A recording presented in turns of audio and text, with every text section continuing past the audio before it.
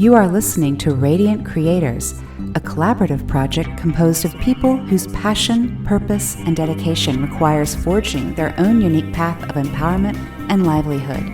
A Radiant Creator isn't making a living, they are living.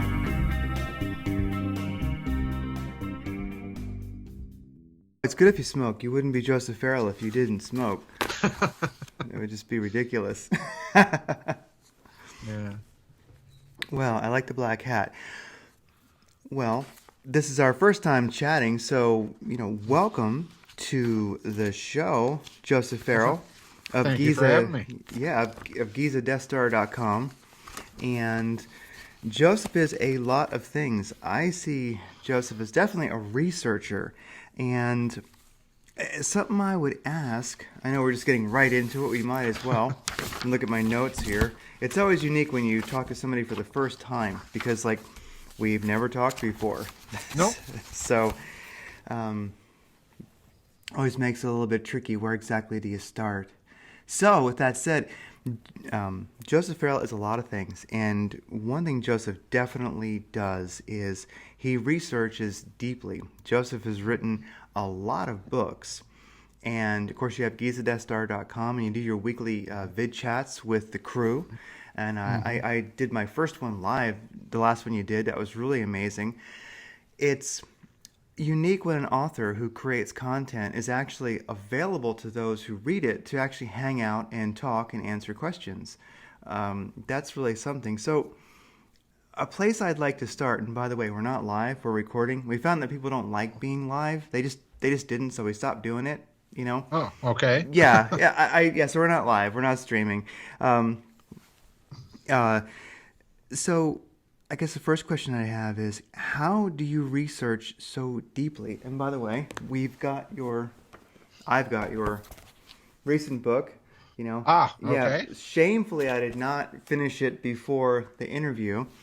But it's McCarthy, Marshall, and the Other International, Roosevelt, Trotsky, Stalin, and America's Progressive Deep State. And we'll definitely talk a bit about this. But as we get into that, how do you research so deeply? What is your process? Because you've created so many books and you can kick them out, it seems like, in an unusually fast amount of time. Well, I suppose the easiest way to describe, I don't have any real process. I do write books with the intention that they all kind of dovetail with each other. So I'm usually thinking 4 or 5 books ahead of where I'm actually writing. But if you've actually read most of the books, they all connect with each other in some way or shape or fashion. And my process, basically, I've been kind of a nerdy kid, from the days I was a boy, and I had very bad eyesight as a boy, so I couldn't play most sports. So I stayed inside and I read, and I just, I read constantly. So over the years, I've built up this kind of, I don't know, I guess you'd call it a memory palace, or to use that term of connections and dots, that need to be connected. And when I quit teaching, I finally decided to go ahead and do it. So it's just simply a matter of reading constantly, making little mental notes of what dots are connecting and where and how and so on and so forth. There's not really any process to it. Yeah, the books that I read that you've written, I finished Nazi International, which is a very cool book. And I can see now, picking up this one, how they do flow into one another. Of course, this is the book that follows it, so it makes sense. So it seems like it could be said that you've just written one really long book. Yeah, that's right. And people ask me that all the time, and I'm like, well, yeah, but no one wants to buy a 10,000 page book and sit down and read it. So, I kind of split them up and section them out over time, and that's principally why they all connect to each other. But you're right, it's really one big book.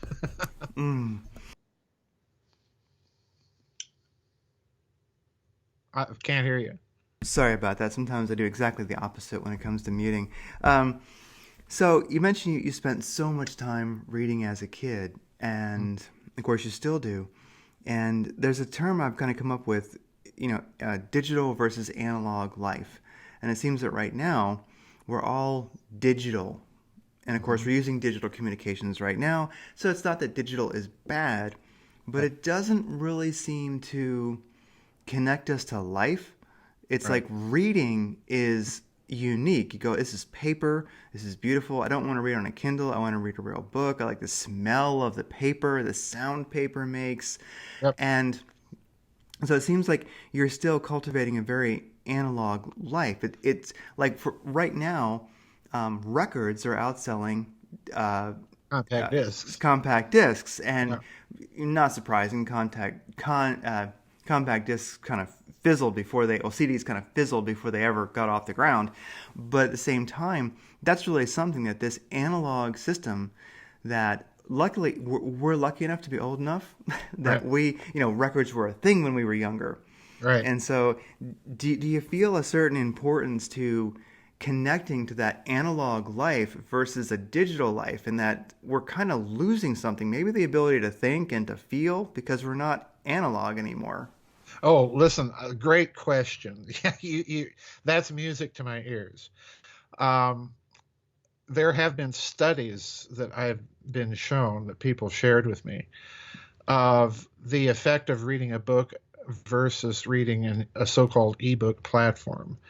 And for some reason, the analog actual feel of a book and turning the pages and so on gets the information into people's heads much better than the digital platform. And I have had such bad experiences with digital platforms and my books being ripped off and then from an ebook platform and then posted as PDF files free to all on the internet, that I've prohibited my publishers from having any of my books in ebook format. And I've gone to self-publishing on Lulu because, number one, I distrust the digital platform immensely. And there are several reasons for that. But number one is, I'm thinking back to the days of the old Soviet encyclopedia, where you would have pictures of Stalin and Yagoda and Yezhov, and then, one of them would get purged. And so the next edition of the Soviet encyclopedia would have the purged individual cut out of the picture, With the ebook platform, you can do this at the push of a button. And now there have been stories of books that have been put out on ebook platforms with changes and alterations made to the book that the authors did not make. So I'm dead set against it. I tell people that the only canonical version of any of my works are the hard copy. And the other thing, that bothers me about the ebook platform, Amazon chose the name Kindle, and it's a giveaway signal that they want to be in control of the information. It's a signal for the burning of books. And the problem that I've seen with these ebook platforms is they change the formatting. So what they're also doing is they're making scholarship. I was raised in an academic tradition that is reflected in the way I footnote. When I footnote something, I cite the author, the title, the publisher, the place where it was published, the year it was published, and then give a precise page number where something can be found. And with the ebook platform, this is no longer possible because once you adjust the formatting, something that you wrote on page 55 may end up on page 67 or something, and so on. So I have great problems with it simply from a scholarly point of view. So again, I'm with you 100%. The analog technology, there's something to be said for it. And since we're on analog, I have to tell you one of my favorite things. My dad was a railroad engineer, and not the guy driving the locomotive, but the guy that was responsible for track condition and so on and so forth. But because of that, I've had a fascination with steam locomotives all of my life. And what's very interesting to me is across the world, you now have this movement to restore steam locomotives. Union Pacific, has restored several steam locomotives to operating condition. And they even have a locomotive works in Cheyenne, Wyoming, where they essentially have been able to forge and recreate certain pieces that need to be replaced. So in other words, they have the technology to build a steam locomotive. So why are they doing this? And my suspicion is they're doing it for more than just providing wonderful entertainment for railroad heritage days. A steam locomotive is a completely analog technology, and it will continue to function should the electrical system go out. Whereas a diesel electric locomotive, we get hit with an EMP and a diesel electric locomotive won't function. So there's something going on with this move back to analog. It's almost across the board, and you find big corporations doing it. So I have to wonder, what's really going on here. But for my purposes, the books, the hard copy books, are the version that I consider canonical, and no other, no ebook platform whatsoever. Moving back to analog, I wonder if it's an aspect of human instinct, because we are smart like that, and so a steam locomotive really wouldn't care about an EMP any more than an Amish guy out there with his ox, Right, exactly. and a plow. Exactly. Yeah, exactly. Just another day, they wouldn't even notice. Right. Well, we do have a fascination with analog. I mean, reel-to-reel tape decks, which never truly went away, but now they're being used again. People have an interest in those. Record players. I mean, everyone likes the old ones, but now there's new ones that are coming out that work very well. Also, I have a slight background in audio-video recording, especially audio, and sound doesn't sound good when it's recorded without an analog hop in the chain. So without that, it just doesn't sound good. You have to have an analog piece somewhere. And so it is fortunate to not be too young right now, because if you are, your entire life experience was digital. Right.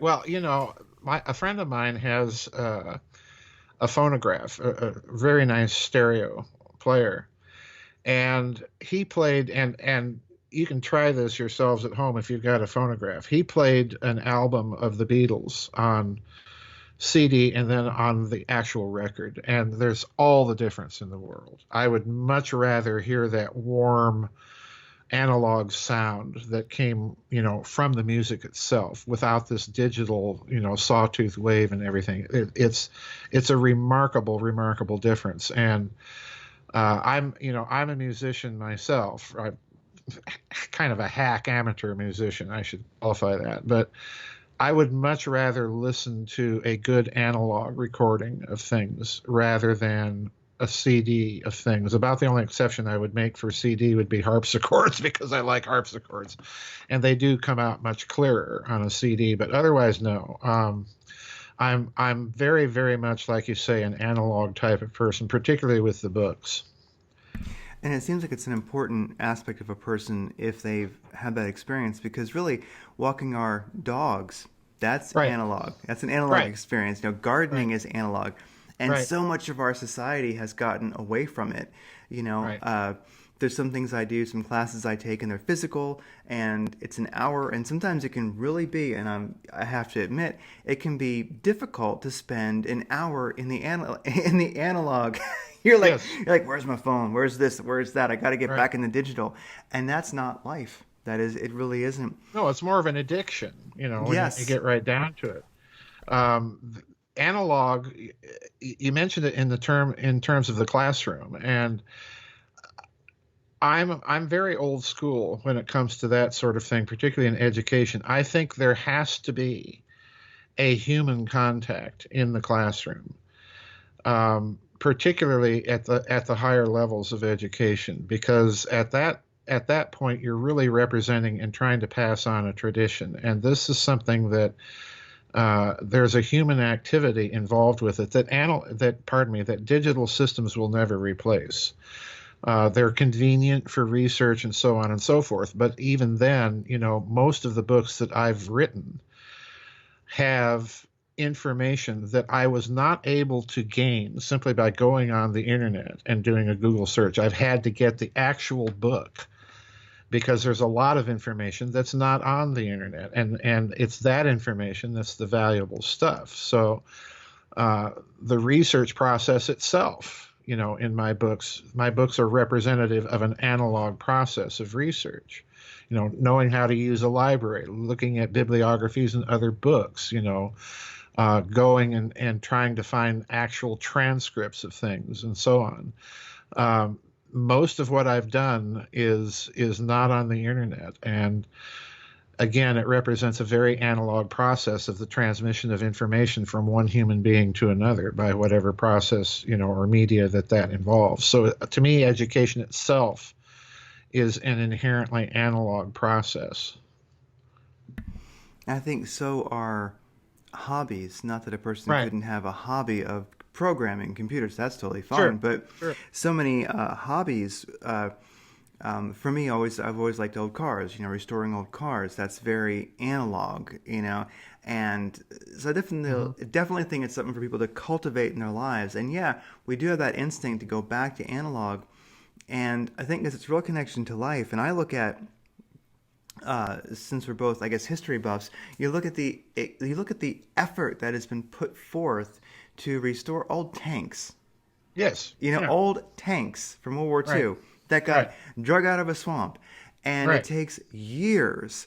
But the people who do it, they are triumphant. I mean, they enjoy the process of this rust bucket, Right. and they have to recast parts, and they have to find an engine, and then one day, that's the thing, Right. hobbies are very inherently analog, because Yes. they'll find, like, in France, I see all the time where, they found a tank engine in a barn. Yeah. And people are excited, like, oh my gosh, does it still work? And people, they get on flights and everybody's after that engine. That's a wonderful thing. I think it's beautiful. And Right. same with World War II planes. I mean, it is amazing what they, will rise out of some water, and years later you see pictures and that thing is flying. And if it wasn't important to I'm going to say our soul, if it wasn't important to us, our experience of life, people would never go to that much trouble. No, they wouldn't. They wouldn't. And I think there's something to be said for this process simply as a mechanism for the preservation of actual engineering mechanical competence. You cannot read about repairing an automobile or an airplane or a tank or a steam locomotive. You have to be involved in the process, and you have to learn all, reverse engineer all of those once well-known trade secrets. And if you stop and think about it, just think of the engineering skill and craft and competence that had to go into the creation of some of those platforms. Most of these things were done in the age of the slide rule, which, again, that's an analog technology for sure, rather than a digital one. But if you can stop and imagine the immense amount of human intellect and brain power that had to go into engineering some of these platforms with a slide rule and a draftsman's table without the aid of computer-aided design and so on and so forth, would we have the skills now to do that? Well, probably not. And this is why I think analog is actually, in a certain sense, important to the survival of our culture and the survival of our civilization, because it takes a certain skill for the engineers in Cheyenne, Wyoming at Union Pacific to sit down and go over the blueprints of a steam locomotive and figure out what parts need to be replaced, how to build the parts, how to put them on the engine, how to run the engine, and so on and so forth. This is a massive effort of reverse engineering, and I think it's crucial. We've got to be able to do these things. Otherwise, we might end up in a situation where we have all the digital knowledge in the world, but no actual analog skill in putting it to use. This is why, again, I write books, because for me, people can, with holding a tangible book and looking at the apparatus of footnotes and so on and so forth, they can actually more or less see the creative process that was involved, and they become a part of it by handling it, reading it, considering it, and so on.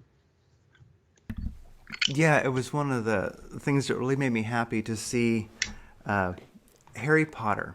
Okay. Yeah. Now, I know these are definitely, that it is a different type of writing than what you're doing. And people can, like J.K. Rowling or not, like the Harry Potter books or not, doesn't really matter. It really excited me because you saw so many kids for the first time in their lives carrying a A book book. around. Yep. And I thought, that's good. I don't, Yeah, it is. that It is is. good. It is. Definitely good. Well, talking about analog and digital, one of the things that I really wanted to talk to you about was education, because you've been a teacher, and I have heard you on podcasts, other interviews talk about it, and it's been something that really, well, we think about it a lot here at the Radiant Creators headquarters, is, well, the implications of a multiple choice education, Yeah. because I believe that we're seeing it. And it didn't just happen, of course. This is something that's been going on for quite a while. Right. And it's like, for instance, when I think in the 1830s, I think it was, Last of the Mohicans was considered, hardly even high school level reading. Right. You had, and I like to read Last of the Mohicans every year just because I love the book, I love the story. And I think to myself, this slows me down when I read it. It's an Yes. experience. Yes. This is deep, and I think to myself, "Oh my gosh, it's analog, of course." Mhm. And I don't think that youngsters are reading that now as they're learning. As I think to myself, "Wow, if that was, like eighth grade or something like that." I think things were different then, and I forget exactly the details. But that was a very young person would be reading that, and Mhm. I look at that and go, and reading it and comprehending it and talking about it, and I think of the depth where I have to slow down from my modern digital existence, and I have to slow down, go into a whole Mhm. different way, whole different brain situation, whole different way of being. It takes a while. It's almost like Yes. meditating. You have to get into this. Yes. I have to get into a whole different, and I know it's healthy and I know that it's good. So I was going to ask you about the implications of multiple choice education, because you've mentioned that when you were teaching, you were strictly essay questions. Yes. And Yes. so the essay question, the value of that versus the multiple choice education. I think the essay question is analog Mhm. and the multiple choice question is digital. Yes. Well, the problem, that opens up such a huge philosophical can of worms.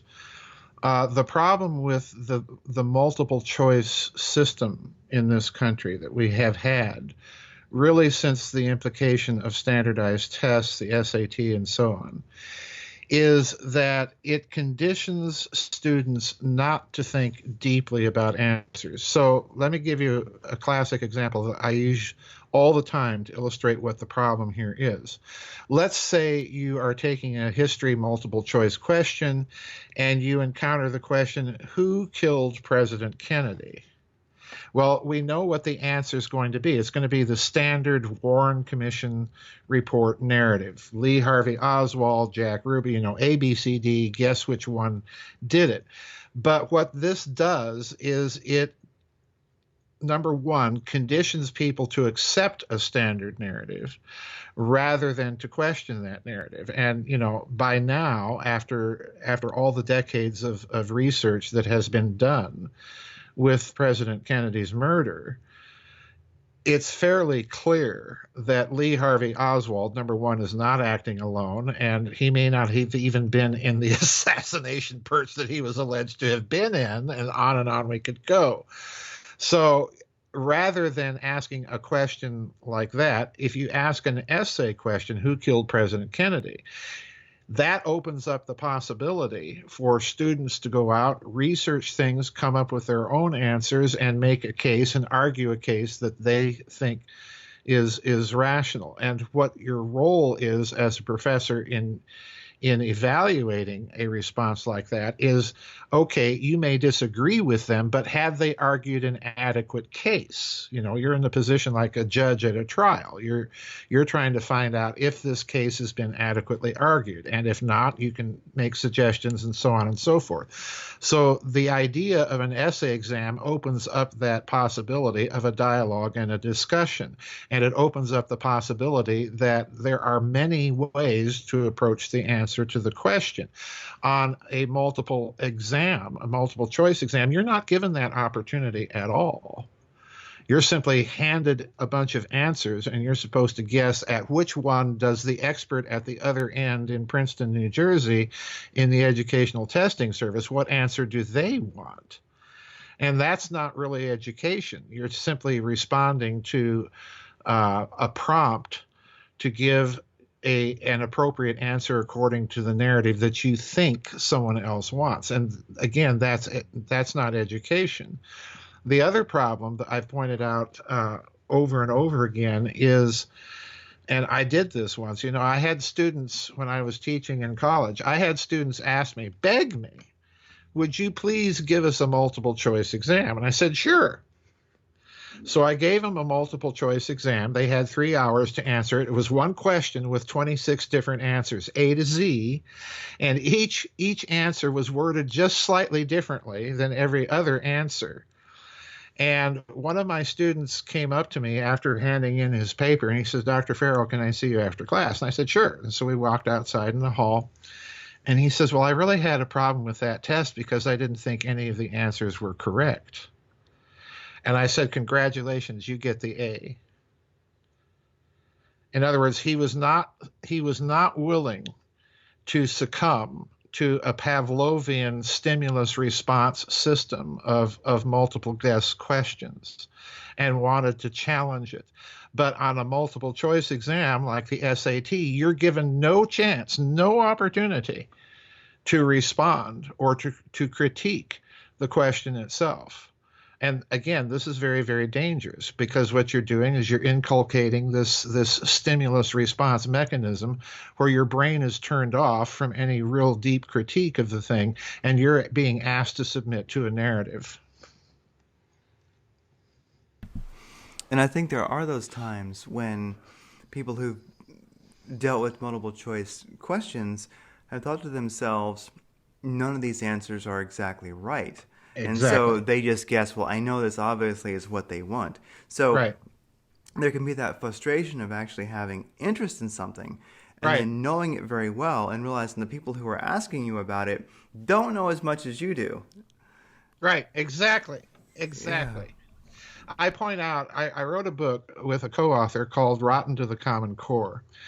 And in the book, we cover a famous case of a controversy between the Educational Testing Service and the mathematician Banish Hoffman.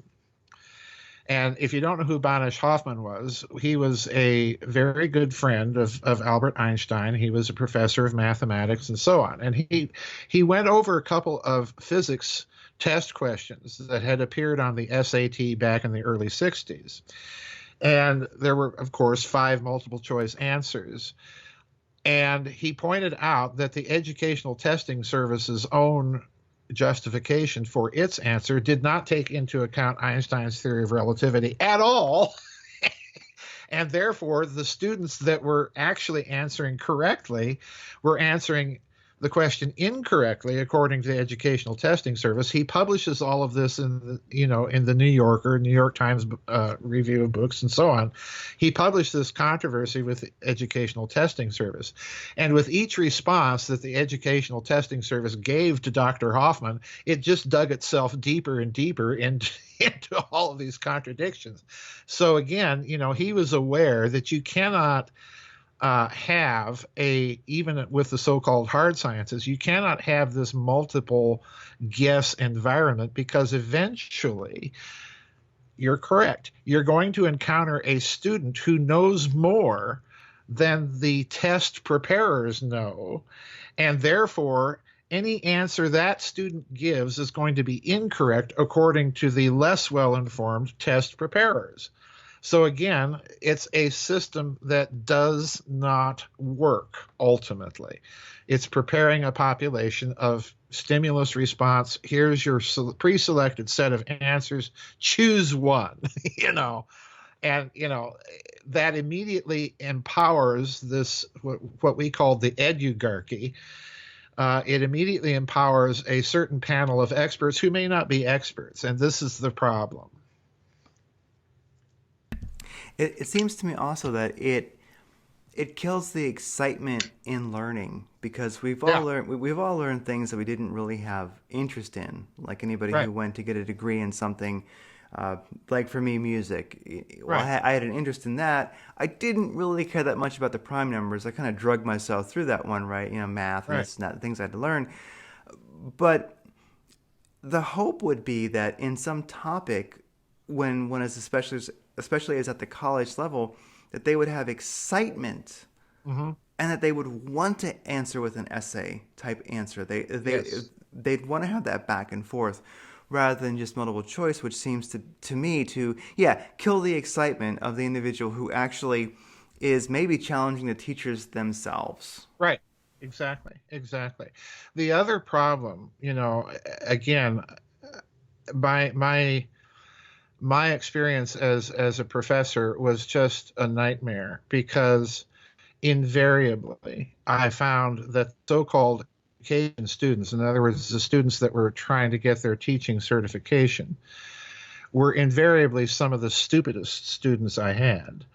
And I remember very well, I even wrote the governor of Oklahoma about this one. I remember very well giving a question in American history one year, and it was list 5 provisions of the Treaty of Versailles. And, I spell out Versailles, Versailles. Okay. And in the answer, the student wrote Versailles as Versigh. Not even smart enough to realize that they should copy the same spelling of the name of the treaty in their response. I mean, this is such a total and incidentally, this was an education student that responded that way. And, I just thought at this point, the of Northern Virginia, was led by Ulysses S. Grant, and all of these things I've seen on answers to questions. And it's because we've created this climate where there's no real information transfer. There's no transfer of an academic tradition from the professor to the student. And I told my students right up front that I'm a professor. I'm not an educator and I'm not a teacher.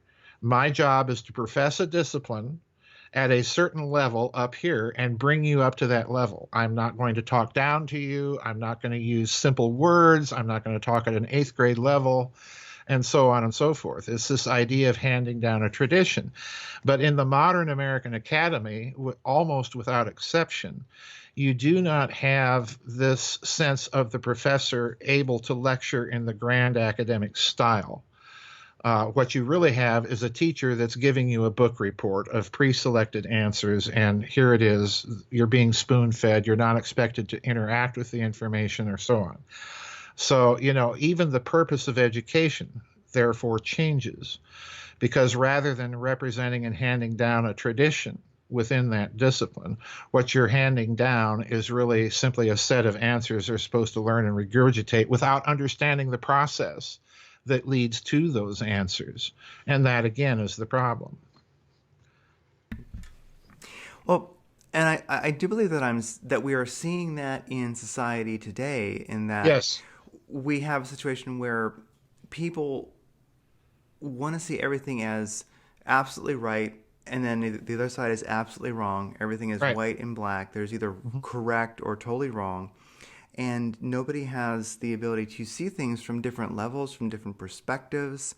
Hmm. Um, uh, uh, McNamara, the Secretary of Defense under, I think it was JFK, right? I do believe so. And then before that, during Late war, JFK and yeah, Johnson. yeah, and Johnson, he did an amazing documentary called The Fog of War, where he gets into what we could learn from conflict and Right. the conflict that he had been in. And he mentioned that For one thing, we need to, and it's kind of out of the art of war, but he said it uniquely from his experiences, was that we need to understand the enemy, understand why are they fighting, who are they, what is their motivation. If we understood that, we would do much better. And he was saying that was one of America's failings in some of its wars, is that we didn't know why were the people fighting, that we were fighting. We didn't get it.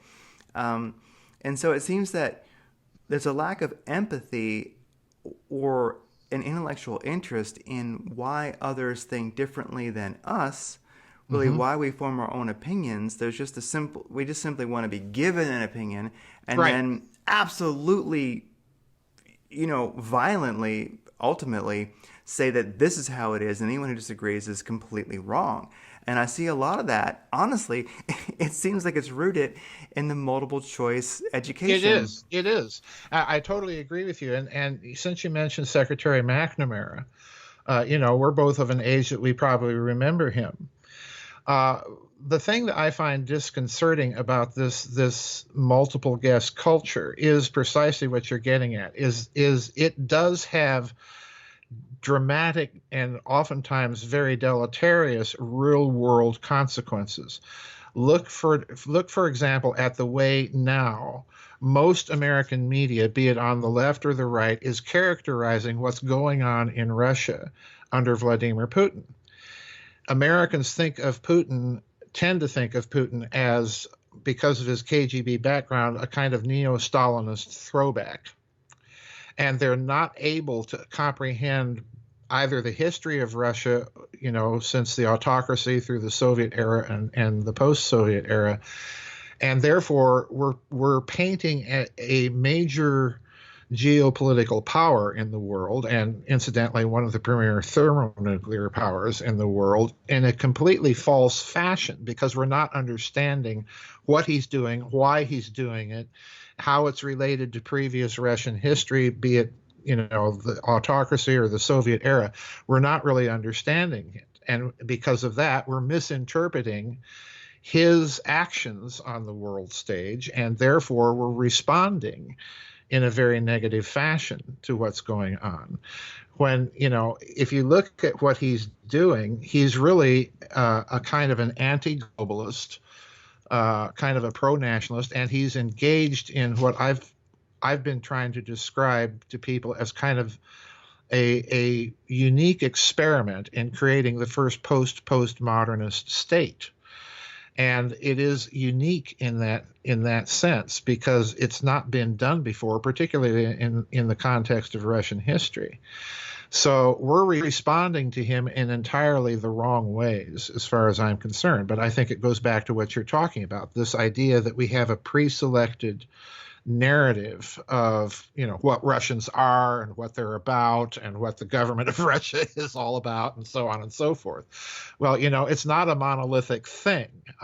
This is the problem, and we're treating it as such, and that's another huge problem. So we could go on, but it comes back to, I think, what's going on in, I like to call it the modern American quackademy, because what's going on is a kind of educational fraud, because you're not really getting an education. You're not, as you suggest, you're not getting this experience of give and take. You're not getting the experience of having anyone that's a professor lecture to you in the grand old academic style. And I've even had people ask me, well, can you give us an example of what that grand old style is? And my answer is very simple. Yes. Listen to Leonard Bernstein and his Harvard Norton Poetry Lectures, a series of 6 lectures that he gave in 1973. His delivery of the content of those 6 lectures is in that grand academic style. He's making references to Shakespeare and Noam Chomsky and G. Manley Hopkins and Mozart and Beethoven. He's pulling together a lot of interdisciplinary thought to argue what he thinks is going on in the history of music. And they're wonderful lectures. And you don't see that style anymore in the American classroom, because largely you've got after 5 or 6 decades of this multiple choice culture, in the academy, you've got professors that are not even aware of that tradition anymore, so they can't deliver it. So it's kind of a self-perpetuating problem that I don't think can be changed until you address that multi-guess, multiple choice, standardized test philosophy and say this is not working. And we've got to go back to something more analog, and we've got to go back to something more traditional. Exactly. And who would not want to understand some Russian history, even if we just start in the World War II era, looking at Right, that exactly. history? Exactly. You look at it and go, well, Russia's really big, you know? And is Russia Oh, yeah. can you really consider the Ukraine, is that necessarily Russia? They don't necessarily always think so there. And I mean, there's so many interesting questions that one can ponder and ways of looking at it. You think, I remember amazing soldiers' journals, German soldiers. One of Hmm. my favorite ways of studying the history of war, basically, Hmm. is I love finding soldiers' journals. That's where I tend to find the most info that I'm interested in, because you're actually seeing, you're reading what they were experiencing, and I like history Hmm. from that perspective. And one thing that always really struck me, and I forget the book it was in. It might have been, I don't remember uh, which journal it was, but when they were going through the Ukraine, there were farmers asking, "How is the Tsar?" Hmm. They didn't know that the Hmm. Tsar still wasn't in charge. They didn't know anything about Stalin. Hmm. You know, and you talk about, wow, what that's really amazing. So I think that one thing about knowledge, to know about something, and this is an issue that I see, is that to know about something takes work. Yes, It's hard work. It's sweat it off your is. brow. It And is. it seems like people don't have the ability to say, I don't know, and see a certain power in that, to say, well, you know what? I don't know anything about Russia. It's not an interest to me. And so Right. therefore, I don't have an opinion because I don't have anything to base it on. And it seems like people sort of, they want to have that multiple choice answer. They want to have an opinion, and Right. especially the mainstream media, the government propaganda machine, is Right. very willing to give you one. Right. Exactly. It's that digital addiction that we've got to have an answer, and we've got to have it now. you know, and this is very, very dangerous when you get into to understanding of history, the different cultures that make up our own civilization, much less any other civilization in the world. It's very, very difficult. It requires, as you say, it requires a lot of hard work, and it requires a lot of digging.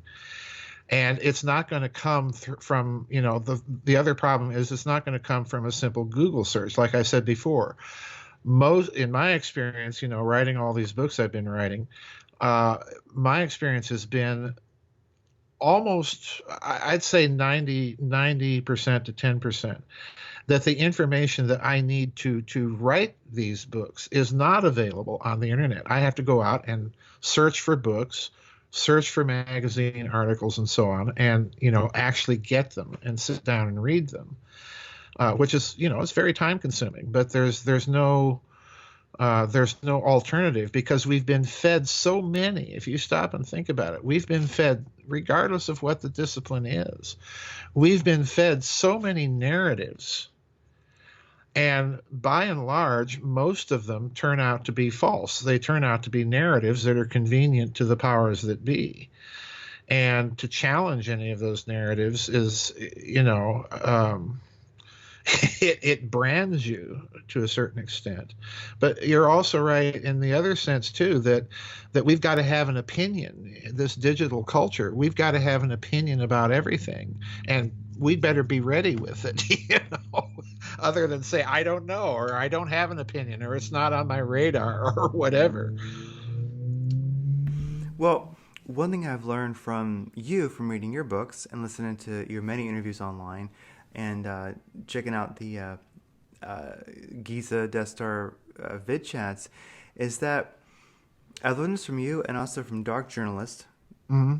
that maybe it's okay to not know, to say, I'm collecting data. Right. I don't really have an opinion yet. I'm collecting data.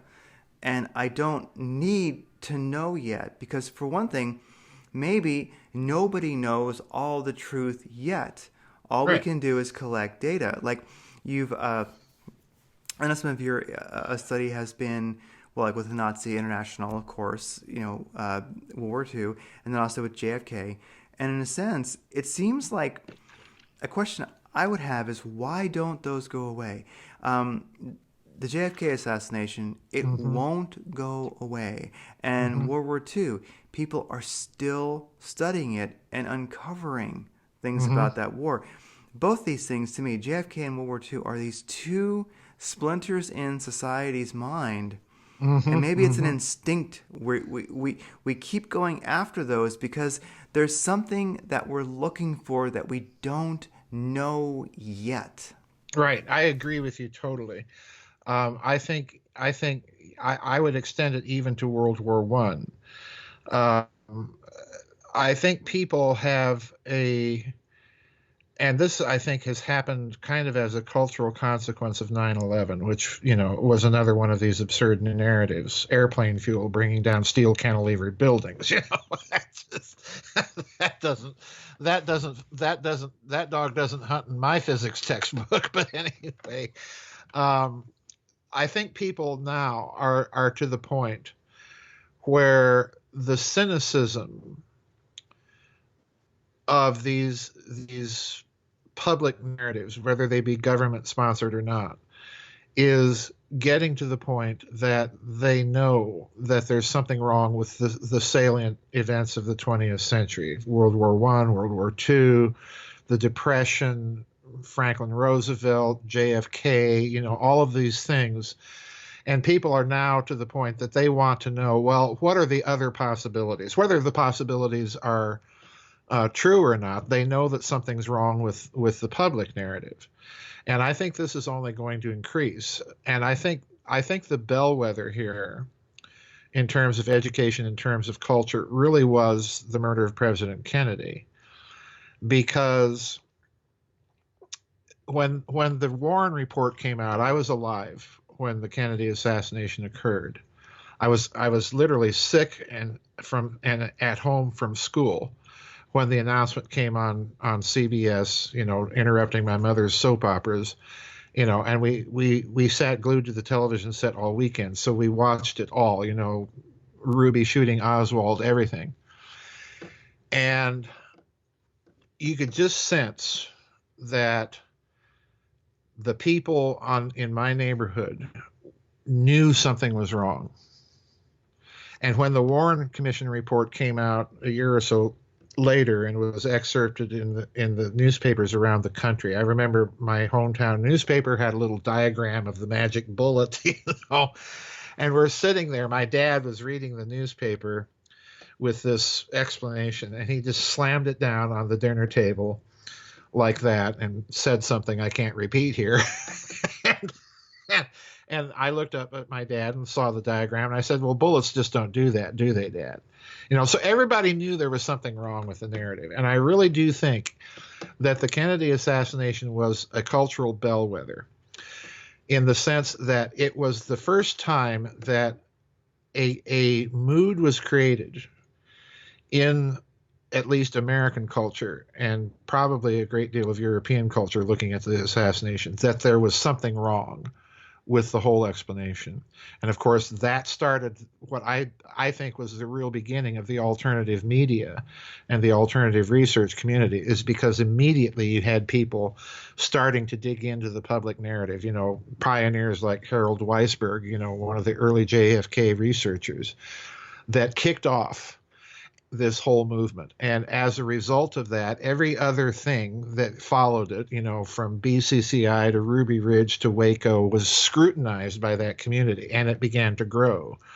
So I do look at JFK as a bellwether for the beginning of the collapse of trust in these publicly promoted narratives. And now it's to the point if it's very interesting for me to watch, having watched this progression historically from when I was a boy with JFK up till now, almost immediately when you have a major event occur, you have an immediate scrutiny of the narrative that's being promoted, which I think is very good.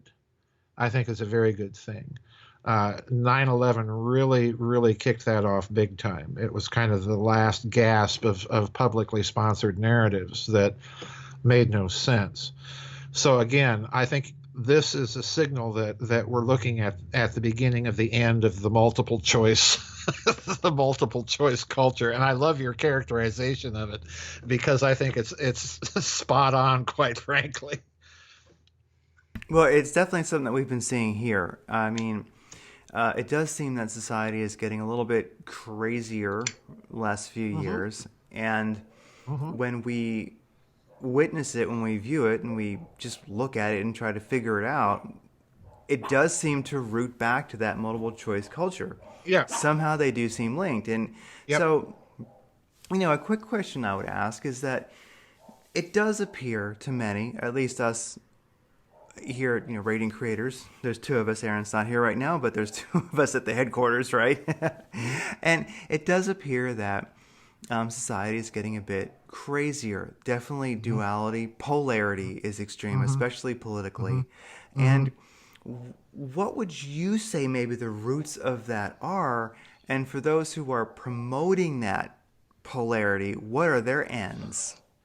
Well, that is another excellent question. I think, and this may come as a shock of an answer, I think the roots of this are ultimately theological. And specifically one individual that had a tremendous influence on the formulation of doctrine in the Western Middle Ages, and I say Western, not Eastern European.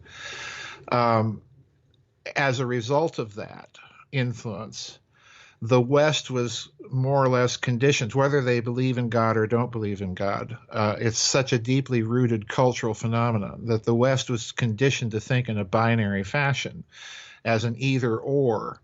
So let me give you a few examples of what I mean. During the Protestant Reformation, for example, you had the Protestants squaring off against the Roman Catholics. Well, it was if you look at the way the Reformation and the Counter-Reformation formulate their doctrinal positions, they're being formulated in a dialectical opposition to each other. We've got faith, not works, scripture, not tradition, private religion versus ecclesiastical, and so on. But you can then take the religious part and brush it aside and look at the purely secular manifestations of this binary way of thinking. We've got hard disciplines versus soft disciplines. We've got rationalism versus nominalism. We've got idealism versus materialism, and on these dialectical polarities go. And so we get to the political culture and we find the same thing. We've got a dialectic of oppositions kind of just buried in our Western consciousness to a certain extent that we all think in terms of it. So, Trump is bad or Trump is good, or the Democrats are bad or the Democrats are good. But in point of fact, behind this dialectic of oppositions, you've got the same elite manipulating all of it. Weapons of mass destruction in Iraq. Well, thank you very much. That didn't pan out. So it's not Republicans are good. They're every bit as prone to the use of the big lie as what we're seeing going on with this impeachment nonsense. So it's so ingrained in our culture, I think, that, again, you've got that multiple choice phenomenon. Choose the correct answer. And what that does is just like in the test itself, the test is designed. This is what is so crucial for people to get across in their mind. A multiple choice standardized test is designed to shut down discussion. It's designed to shut down the process of a reasoned argument to that answer. And I'm not concerned as much about the answer as a professor as how the student gets there. Are they able to think? Are they able to connect dots? Are they able to amass a amount of data to buttress their argument, or aren't they? Well, a standardized test will not allow you to do any of that. So it conditions you to this idea that every answer is either true or false. There's no gray, there's no discussion. Einstein is right, Georges Sagnac is wrong, on and on it could go. But the point is that all human knowledge, regardless of what the subject area is, all human knowledge is constantly undergoing refinement, constantly undergoing change, correction, self-correction, dispensing with a paradigm that doesn't work anymore. This is constant. And it's constant because we are reasoning creatures. We have a faculty of reason. And what education is doing is it's no longer appealing to that faculty. So it's no wonder our culture is a mess. There's a new book out by Dan Carlin. You may have heard of him. He has a hardcore history, and it's called The End Is Always Near. And he's been a unique historian. And one thing I like about him is he doesn't consider himself a historian. He'll say, no, I'm not an historian. I'm something else, And I think I remember in your last vid chat you mentioned you didn't really consider yourself an historian either, exactly by definition, or a scholar per se, No, I don't. And it seems to me that there's something new happening. And one of the things that I noticed, one of the sneaky things about, I'll call it human consciousness or consciousness, however we want to define it, because I know that opens up quite, a big, bucket of worms, right? But I'm just going to call it one of the beguiling and conniving things about human consciousness is we tend to sneak in wisdom here and there where it wasn't supposed to be. And so I went into the Amazon store. I'd never seen one. And I was at the mall. And I'd never been in an Amazon store. And so I walk in, and right next to, Michelle Obama's book and Hillary's book and a bunch of just basically Bolshevik nonsense, right? I mean, that's the way I qualify it. Yeah. I'm like, oh, God. All right. So, and they have it right there when you walk in. Boom, Yeah, I'm surprised there's not like a statue of Lenin behind it or something, Oh my gosh.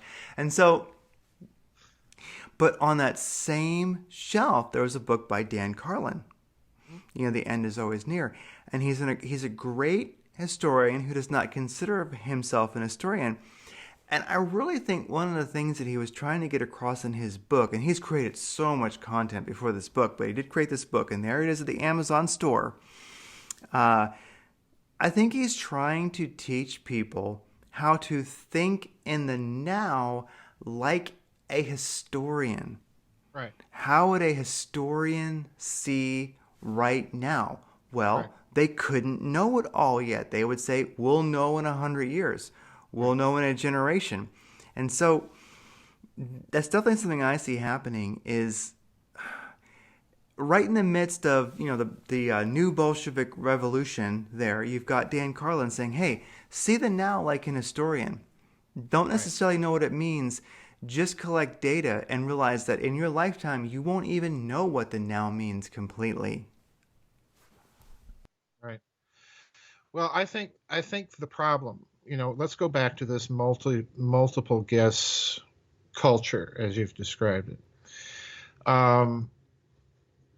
Like I say, I viewed professorship as being the bearer of a tradition for a specific discipline. So in other words, you had to be competent enough, in my thinking, if you had no prepared notes, to go in and lecture off the top of your head about that discipline. So in other words, I viewed my goal is to represent the discipline. The secondary goal was to expose people to that. But the primary goal is to represent the discipline as it has evolved and hand that down. That's the primary goal.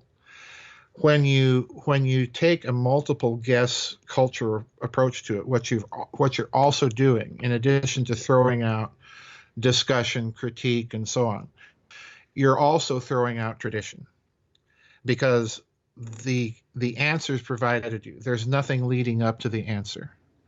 And it's that process of reproducing an argument to a position that represents that historical tradition. So in other words, the best way to learn something is to learn its history, be it physics, biology, mathematics, whatever.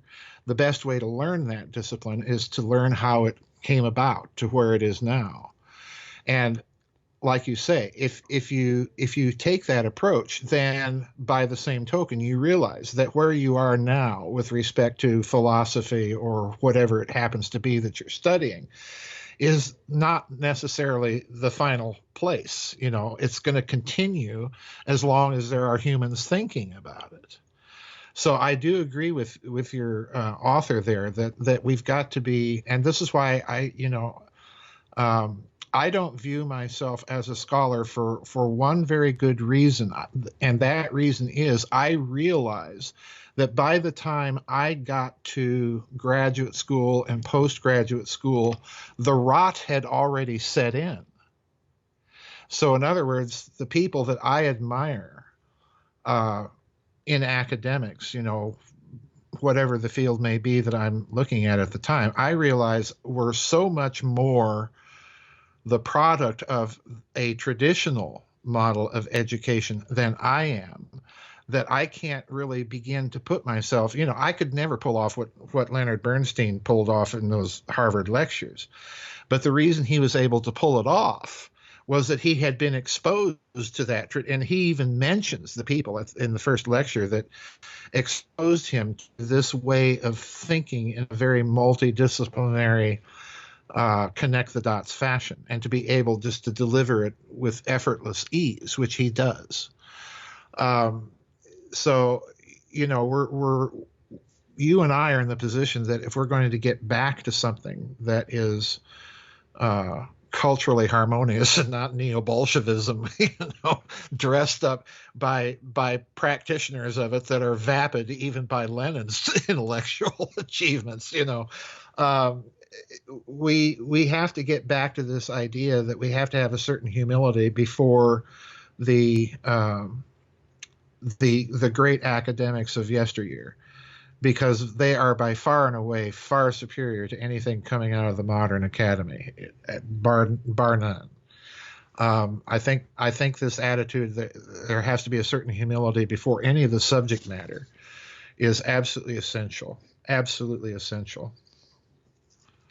You mentioned Leonard Bernstein and the lectures in 1973, and I'll definitely find those. I bet I can find them on YouTube. And I'll, they are. Yeah, and I'll link those in the show notes. It's one of the things that I always got so much from, and I still do, as far as learning, is the power of the lecture. Yes. When somebody is learning on a topic and they are excited about it and they find joy telling you about it, and you can just sit back and listen. And the thing is, it's almost like you're time traveling, because that person might be, say, 50 years old and they've been studying something all their lives. And so you think about it, you're getting maybe like hundreds of years of study, of knowledge in an hour, and all you have to do is watch. I think that something I found in my education so far, let's say my public school education, was that the power of the lecture was overlooked. Yes, absolutely. Absolutely. I have to agree with you. Again, it's like I say, we have,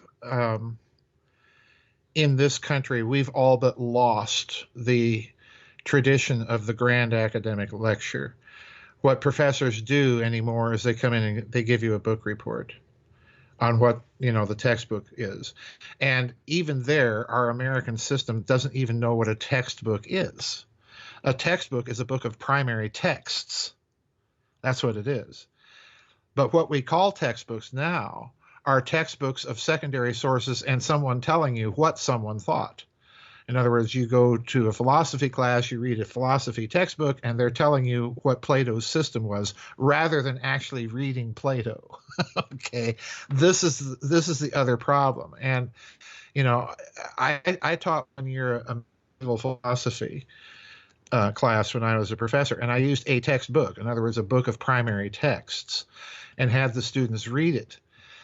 And it was a totally new experience for them. From the standpoint was that this was the first time that they'd ever been exposed to the actual writings of an Aristotle or a Plato or a Thomas Aquinas, or who have you, including some Muslim philosophers from the Middle Ages. And it was new to them, and it was difficult. But once they got into it and learned to trust their own mind as to what they were reading, rather than being spoon-fed the pre-selected answer, once they figured out, hey, yeah, I've got a mind, I can use it, it's okay to trust it. It's a liberating experience. And you can see, and the nicest thing about that class was I could stand up there and be talking about stuff, and I could see the lights going off in the faces of different students. And that's when they would get excited about it. When that light went off, I was right. I can trust my mind to make my own observations and handle this information and interpret it. That's what we lack. And part of that is that absence of the grand academic lecture. What does Shakespeare have to do with Noam Chomsky? What do they have to do with Mozart or Bach? Well, watch Bernstein and how he connects all of this, and that's the lecture in the grand academic style. So yeah, we've lost that too. And it's because of this nutty American idea that we have got to standardize everything. We are, in spite of all of our opposition to the Soviet Union, we are one of the most collectivist countries on the face of the planet. You look at Soviet education, and much to your surprise, you will see their students being looked at as individuals, and individuals being selected out for, skipping several grades in whatever subject they were good at, be it painting or mathematics or what have you. So it was almost the diametrically opposite sort of educational philosophy than you would think. So we've got to get rid of this education as mass marketing and heavy industry and assembly lines, and get back to the idea that you're dealing with individuals with individual minds. And the only way to do that, you can't do it on a standardized test form. The only way to do it is analog. The only way to do it is have a teacher in a classroom with individuals, and they're interacting and talking with each other. That's the only way to do it. Well, you mentioned in Russia how they will find the students who have a particular natural dexterity for something, and then say, well, here's more courses in that direction. Here's some people here's some professors, here's whatever school that they're in. I think that's amazing because, like for an example, when I was in the military when I was a youngster, I was a really good shot. And so they said, well, you should be a marksman. Here, go do this. Right. And I went, great. And it interested me. I like shooting. And I'll still remember when I was working at some long-range shooting, I remember a captain came up to me and he said, I was asking him some questions. He was working with me, and he said, we have all these numbers, we have all this, elevation, this, that, wind. But in the end, with your mind, you got to reach out and feel it. You got to put your finger on that target. Right. And when you make that connection, you'll hit it. And now, yes. now what would they do? They'd tell you, don't shoot so well. You'll make somebody else that can't shoot so well feel bad. Come on, this is a union job. You're gonna. That's a union job. You're gonna set a higher standard. We don't want that. No. Yeah. Well, I do think that. Now, this is a huge topic. I just have a belief that people often ask, what is the meaning of life? And Joseph Campbell said, well, when you experience life, you'll know the meaning.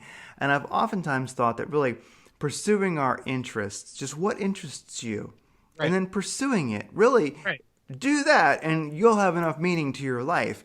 Right. And it seems that the multiple choice education is really removing people's ability to find interest and experience in life at a very young age. Yes, it does. I totally agree with you. One of the things I say over on my my vid chats to people is you've got to own the culture.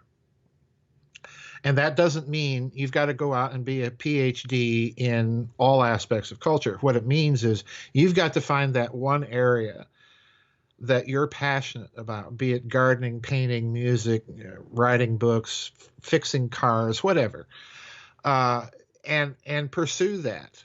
Pursue what gives you joy and happiness and become competent and good at it. And that will inevitably draw people of a similar interest to you, and that will be the leaven that will fix the culture. Listening to these narratives and regurgitating pre-selected answers, that's turning you into a passive instrument. And we've got to be active in whatever it is that gives us joy or meaning. And you're right.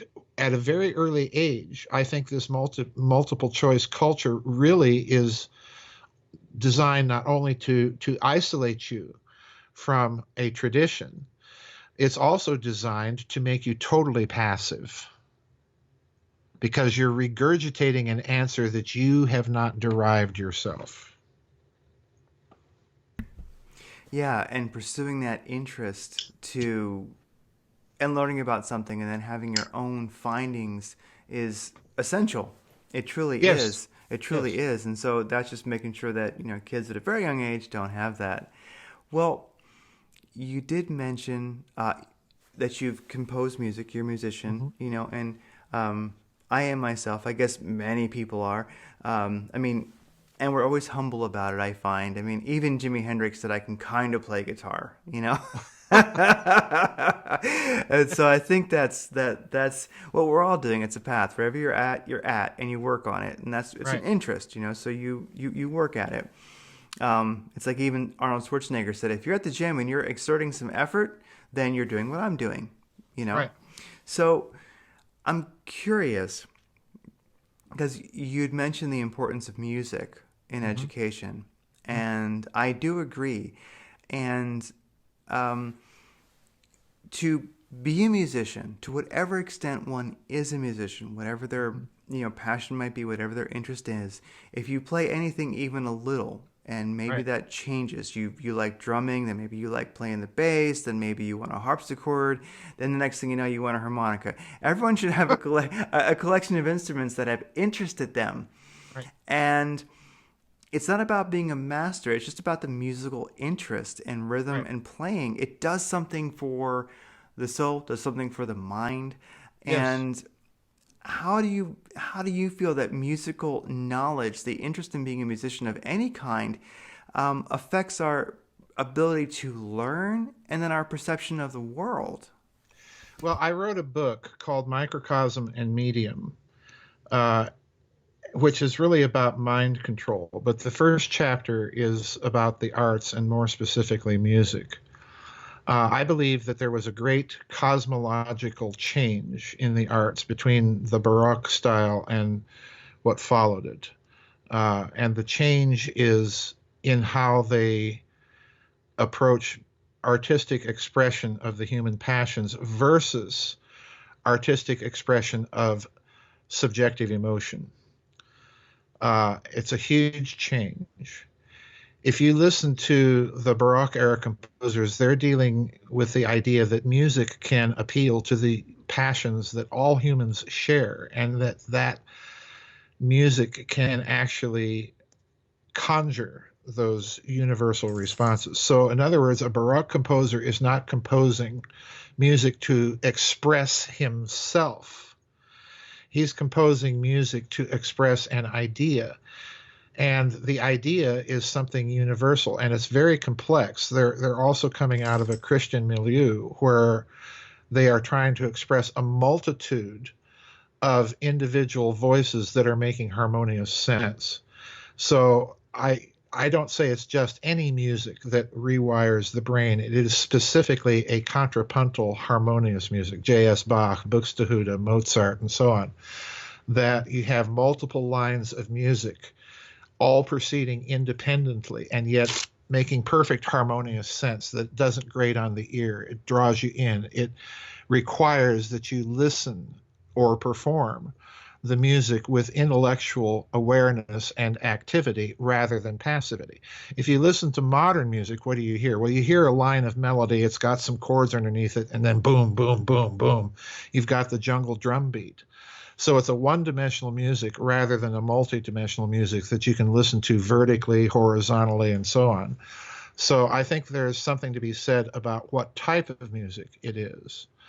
But I think all music, as you point out, I think all music, whether you play guitar or violins or whatever, you are required by the nature of the case to probe into a composer's thought process, which is right there in the score, and understand it and be able to rationalize it. And once you start thinking in those terms, then it begins to rewire your own mind so that you can deal with a multitude of things at the same time.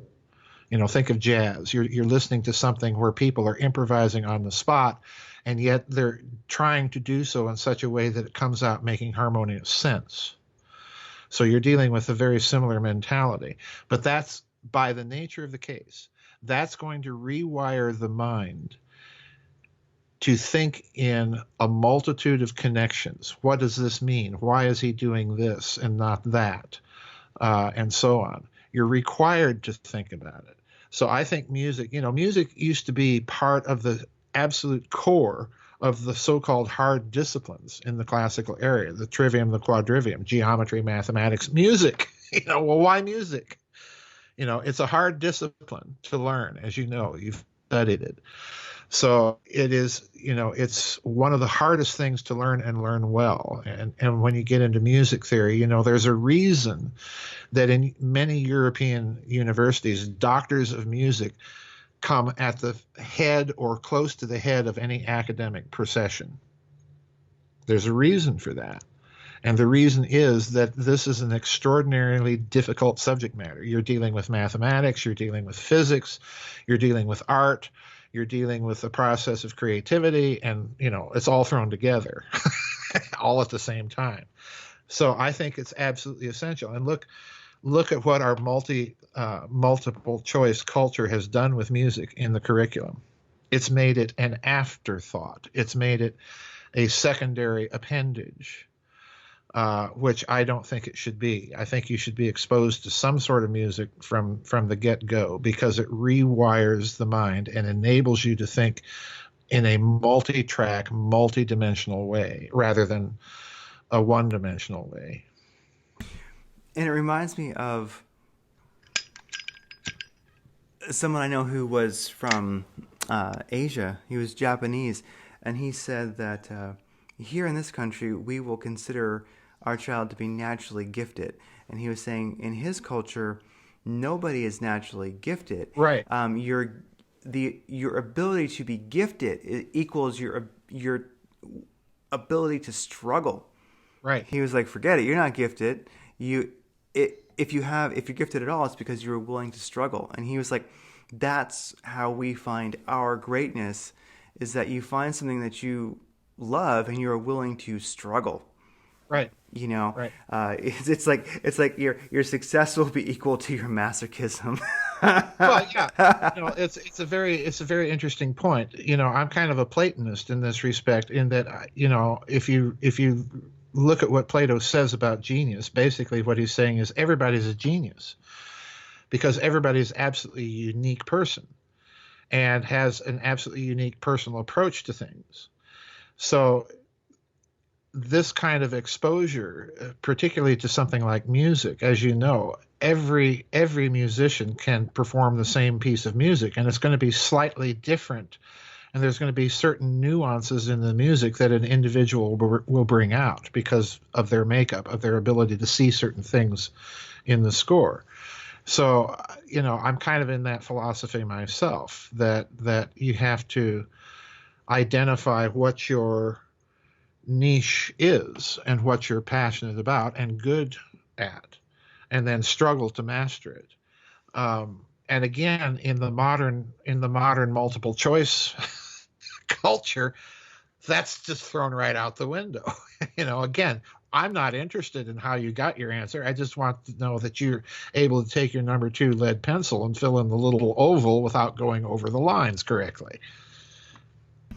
And that's really something. I think that's a unique perspective of what you just said. Find what you are good at and struggle. Yeah. Because then it won't necessarily be struggle. That would be more like your bliss. Well, remember what J.S. Bach said? What did he say? He said, anybody can do this. Now stop and think. This is J.S. Bach. Composed gobs of music. None of it bad. That's the problem. And his statement was, anybody can do this with hard work. Anybody. So in other words, here we have, to my mind, the greatest musical genius of all time saying, anybody can do this. Just go out and put in the work. That's all, that's all it requires. In other words, yeah, you can write music like him if you sit down, study him, and figure out how and why he's doing things. But that takes work. So we'd much rather in contemporary American culture say that someone's a musical genius for contriving a good melody and propping it up with a few chords with a jungle drum beat going on in the background. Well, I'm sorry, doesn't compare. It just doesn't. But if you can do that and do it in several lines of music all moving at the same time, making harmonious sense, then you're going somewhere. I remember a tabla teacher of mine. An instrument that I have interest in is the tabla, the Indian 2 drums. And I wanted to take on something that didn't relate to Western music at all. Not the rhythm, none of it, And the neat thing about, tabla and a lot of Indian music that I learned is it's all mostly, it's hardly ever written. It's verbally. It's transmitted. It's like carry taka taka da, carry taka taka da. They actually will recite a piece of music to one another and go, I got it, and then they'll play it. And I went, wow, this is different. So it really opened my mind to a lot of ways I just hadn't ever thought of music. I mean, going from the staff and looking at the notes to just how does that go? And they actually have sounds that they create, and it's amazing. And then actually being able to recite music verbally is a skill that they learn also, so that you can be clear, so that you can recite it to people, so that they can play it. And a tabla teacher who was quite accomplished said to me, he said, "It's all hard." Yeah, he says tabla's hard. It's all struggle. There's not one bit of it. He's like, if you want something easy, just forget it. The tabla is struggle. If that's not interesting, then don't bother. I have, my mother was able to play anything she heard on the radio by ear. Hear it, sit down and play it. And I wish I could. I'm not one of those people that can do that. But it's so essential to education, in my opinion, that this is one reason our culture is so flat and so bereft of any high artistic tradition. Is we've created a kind of mediocrity, to derive the word from the word mediocre, where any creativity is valued. And my problem is, okay, is it high creativity or is it just more mediocre creativity? And if you don't expose yourself to the high tradition, you're not going to have any high tradition. And this is the other problem. And again, it's this multiple guess question. All answers are equal, and we're not interested in how you got there. So in other words, we're not interested in you, the individual. It's a collectivized education system.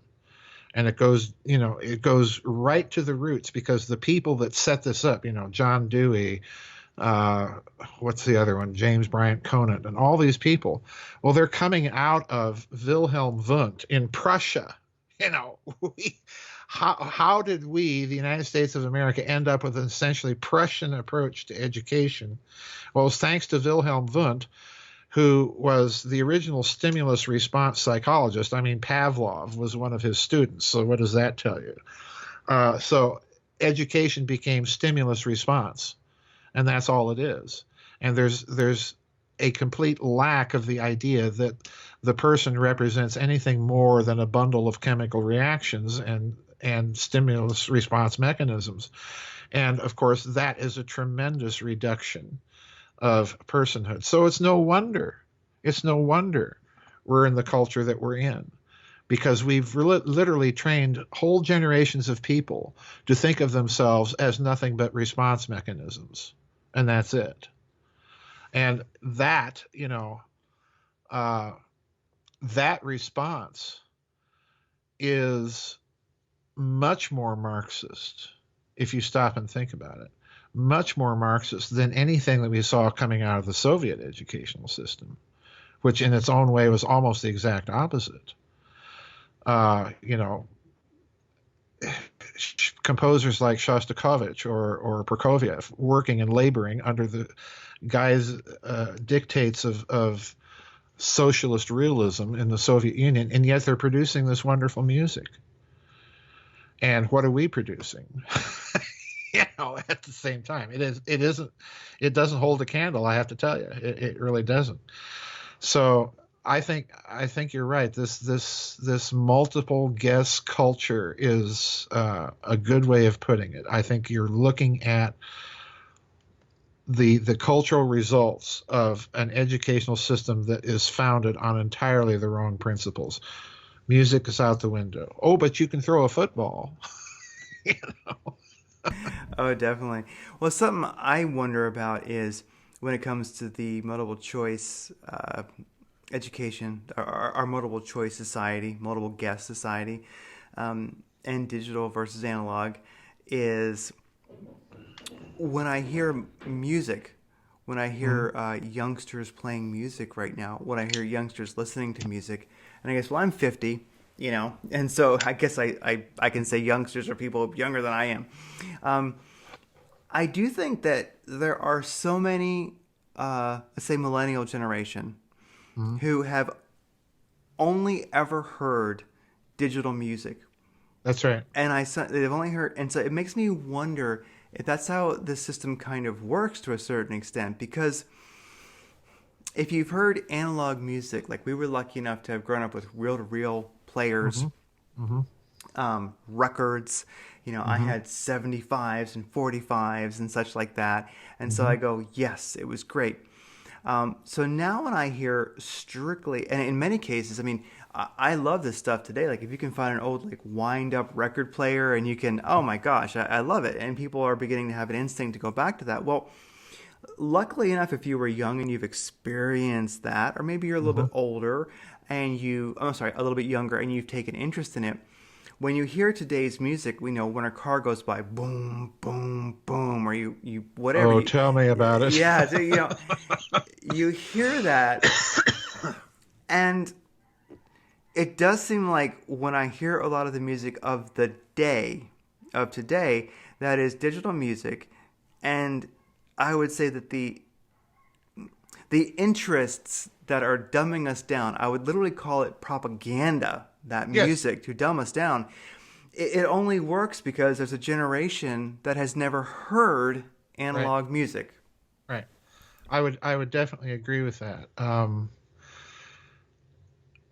My problem, and I say this to people over and over again, I don't particularly care if they like Bach or not, but they've got to listen to him, because they don't realize what an intellectual feat is really being accomplished. To write and compose, let's say you listen to the Gloria from his little F major Lutheran Mass. It's a 5-minute long piece. In 5 minutes, You're listening to 10 independently moving lines of music, 5 of them being the choir, and you will hear 3 fugues over an orchestral part that's repeated. So you've got a 5-voice fugue over a repeated basso ostinato in the bass, and you've got little figurations going on in the rest of the orchestra that are mimicking the text.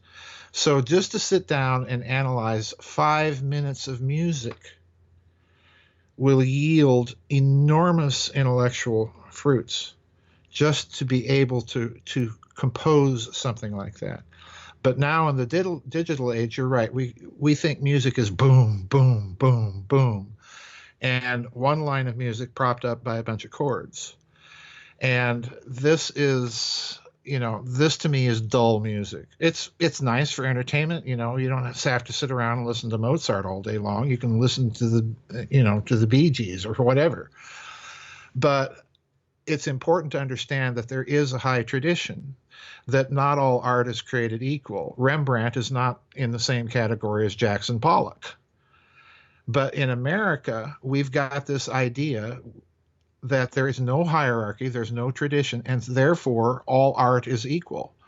And it's, again, part of this, I think, this multi-choice view of things that, we're only interested if you go along with the narrative. And I think that you're exactly correct. What this is it's producing an art that's dumbing us down. And it's not only dumbing us down, but it's doing something else very significant. It's desensitizing us to ugliness. It's desensitizing us to ugliness.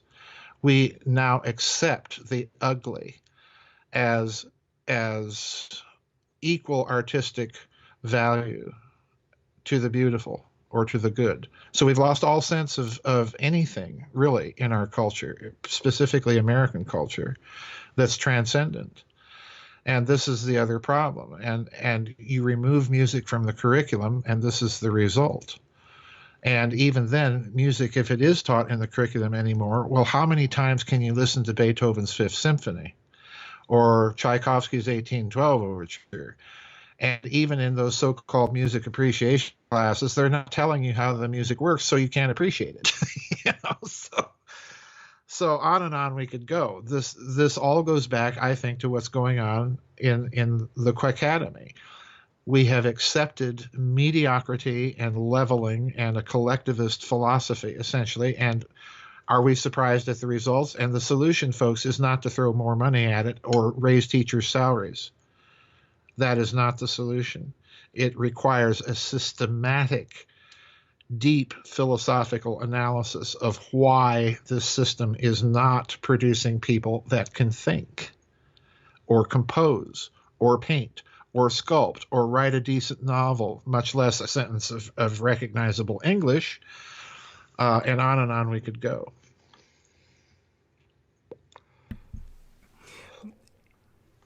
It's funny how today, when I look back at when I went to public school, Mm-hmm. I can remember there's only a few teachers that really inspired me. Mm-hmm. And that's, unfortunate. But you remember those 3 and all of those that inspired. And, I'm 50, so I'm actually 50 today. It's my birthday. So that gives people an idea of where I'm at. And so when I went to high school and grade school, really there's like 3 teachers that inspired me. And I know it was a different world then, different, curriculum than it is today. But all of them had to break from the norm. Bingo. To I was actually just about to ask inspire you. us. They had to do something that wasn't part of the curriculum. They had to teach us something that they did not have to. And that's what inspired us. Right, exactly. They got out of the box, and my suspicion is that they did this deliberately. They got out of the box that their education courses told them that they had to teach in. And without exception, this has been my experience as well. And I would suspect it's been most people's experience. And that should tell us how broken the system is. Because you've got what I call the subversive teacher that knows the system is broken, and they are doing everything they can to fulfill the requirements of the system, but at the same time, their real interest is over here. And that's what they're teaching, and that's why they're effective. There's so many people like that on my website. I can't even begin to. We have a lot of teachers, and they almost to a man or a woman, they're that kind of teacher. They're thinking and teaching outside of the system and its requirements. Definitely. It's just like Dan Carlin's book at the Amazon store, where you've got all this, pillars of neo-Bolshevism. Then there's like Dan Carlin's little book. It's like, hey, think, broader perspective. See the now that we are in historically. Oh my gosh. And so that is being that subversive, sneaking that in there. Think. And I remember that. I mean, I remember those few teachers that I had. There was one English teacher who was very frustrated that we were supposed to, learn about Shakespeare, but it was in a cold way. And so we all read it and we talked about it. Then we read, of course, Romeo and Juliet, then West Side Story, and like, what are the differences in our societies today, and this and that. And I remember it. And I go, oh my gosh, if only youngsters could have everything they learned be that enthralling. Mm-hmm. If every teacher they had and every course they had changed their lives, as it should. It's very sad that it does not. Definitely. And who composed the music for West Side Story? I don't know. Oh, Leonard Bernstein. Leonard Bernstein. Oh my God. and if you listen to the music of West Side Story, he does interesting things like sneak in a fugue. Oh, okay. Yeah. There's fugues. He takes all these classical forms and just plops them right down, and people are listening and say, "Yeah, this is pretty good stuff." Well, there's a reason it's pretty good stuff. He's using traditional forms in that music. It's and again, it's sad that somebody like him would put so much effort into that musical, and people listen to it and not understand what he's doing and why the music is effective. And that's the thing about learning being hard. Yes. When you have interest in something, it is hard to learn about it. Learning is effort.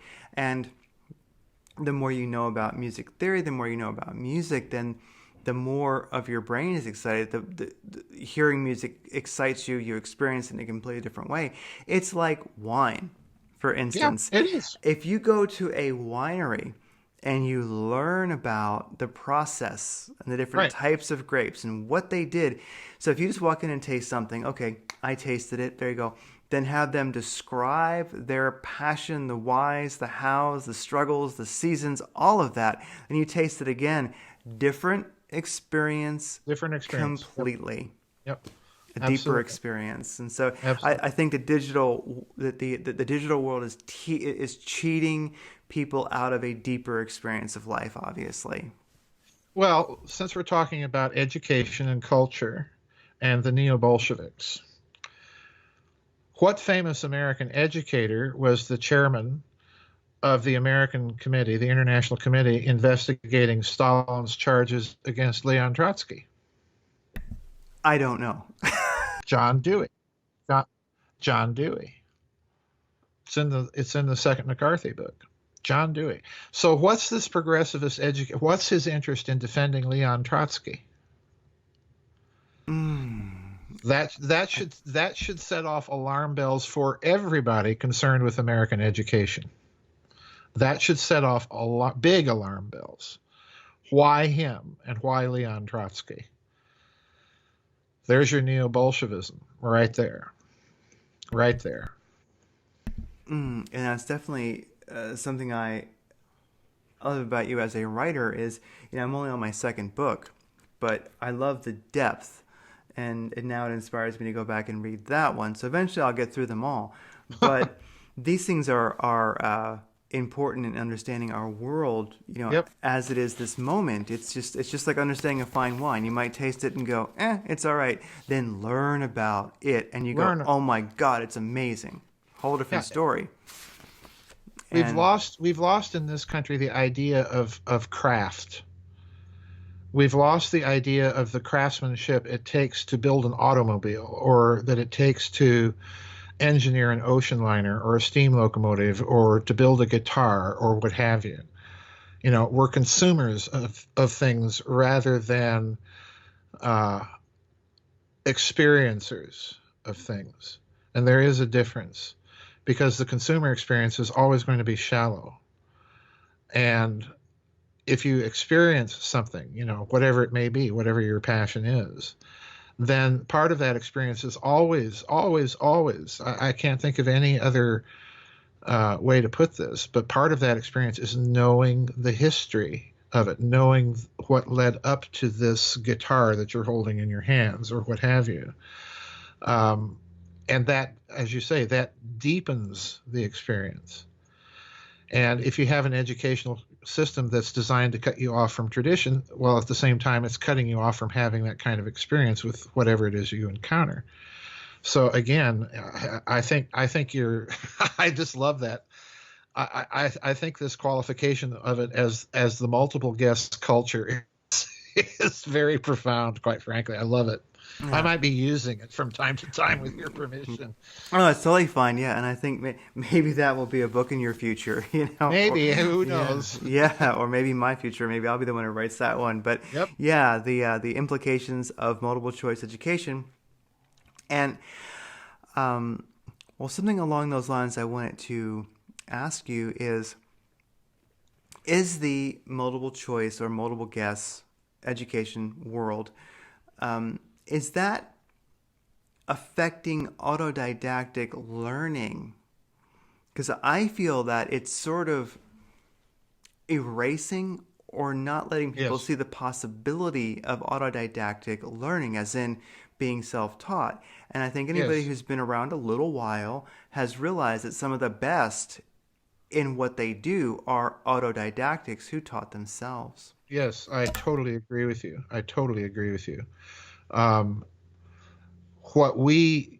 It's manifest in this way.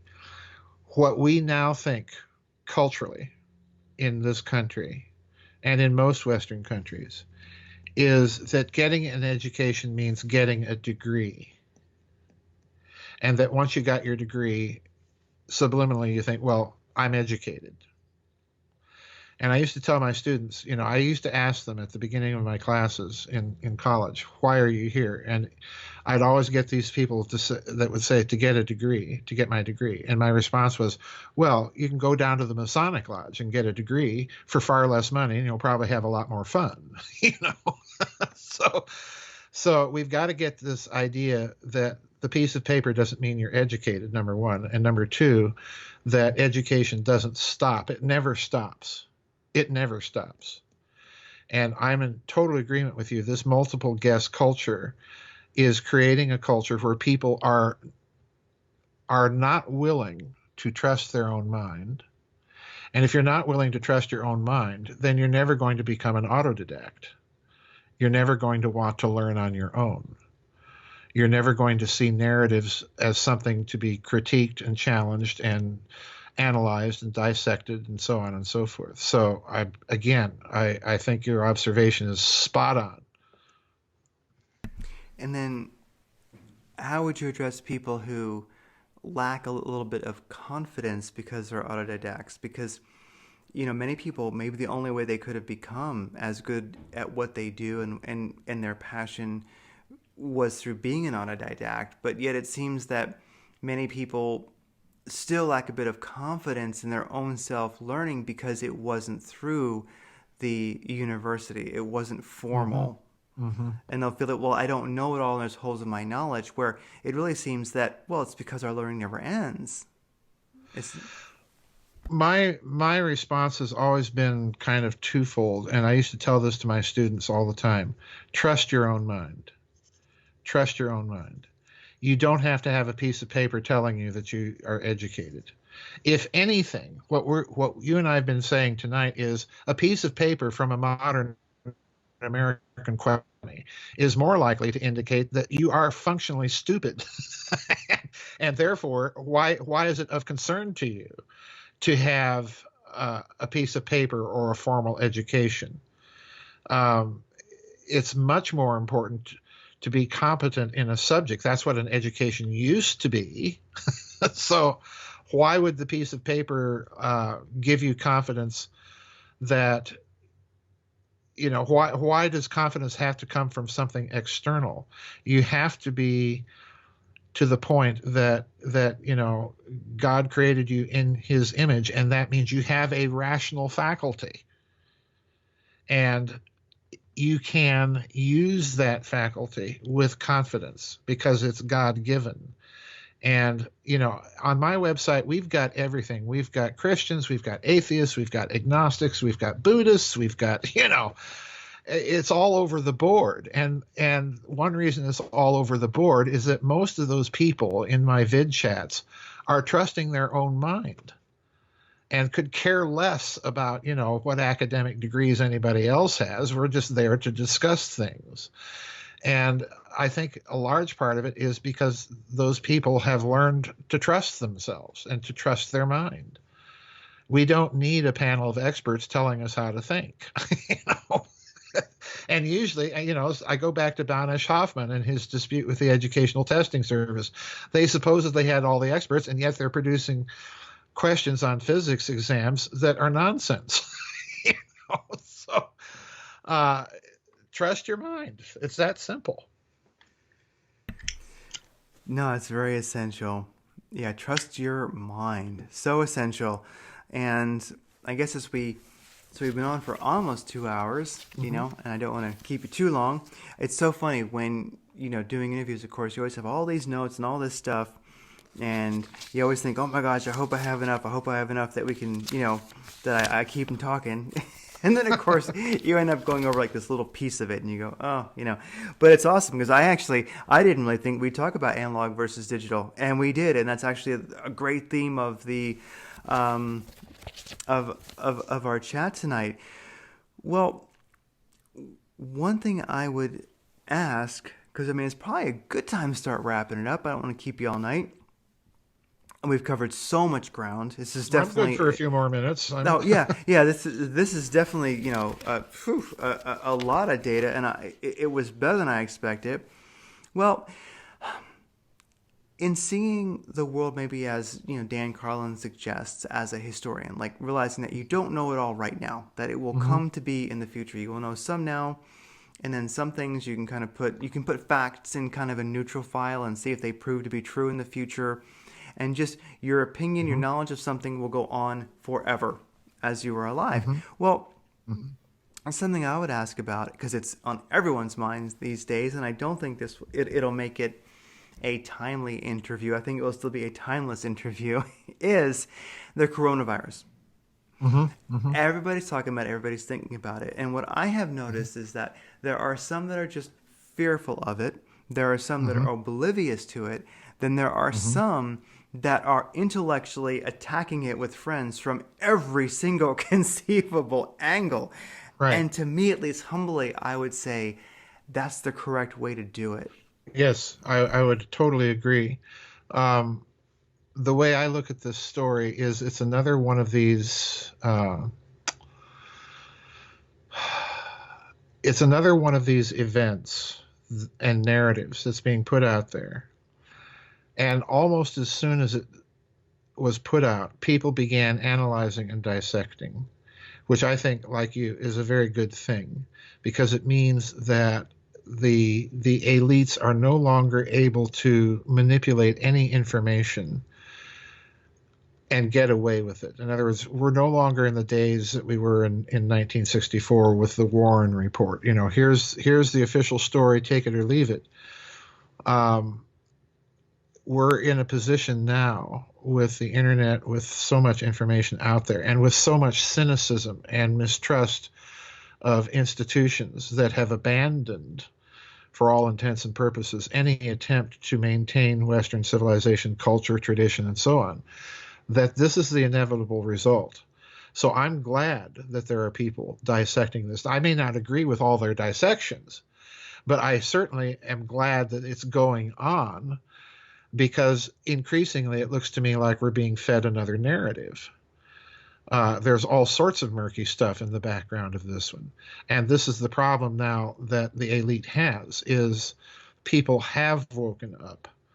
And every narrative only wakes up more people. And that's the other problem they're facing. They either have to come up with a new playbook. And, I go back to something I said many years ago when I was interviewing with George Ann Hughes.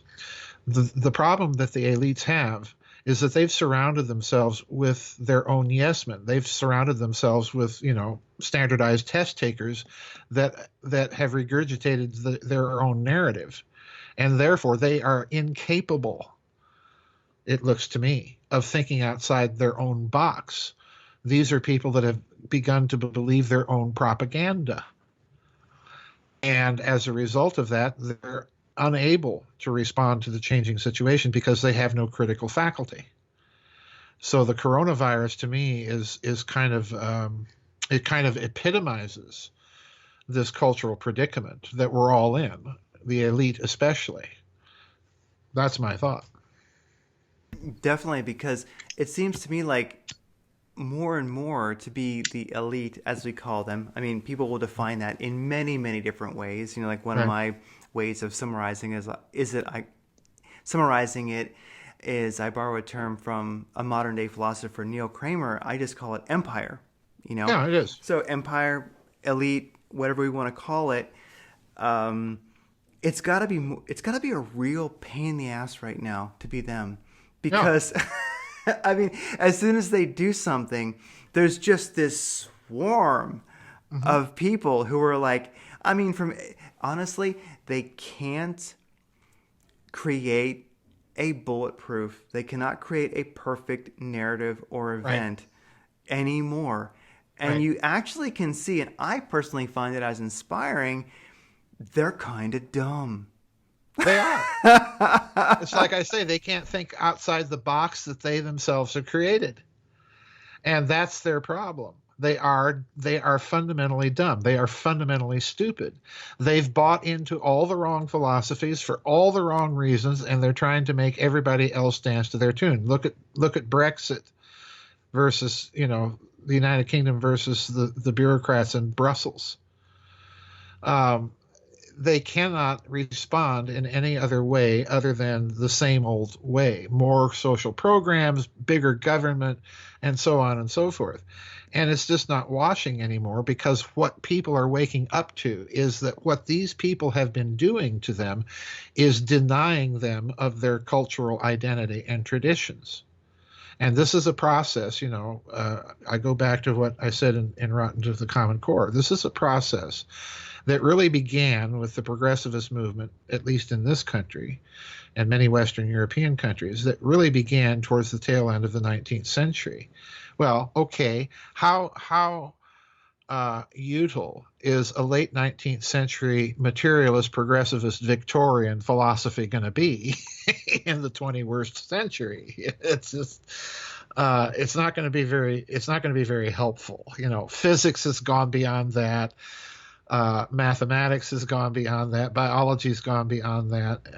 Everything has kind of moved away from the 19th century progressivist Victorian model. And yet here we have an educational elite and a financial elite and a corporate elite still pushing more or less the same thing.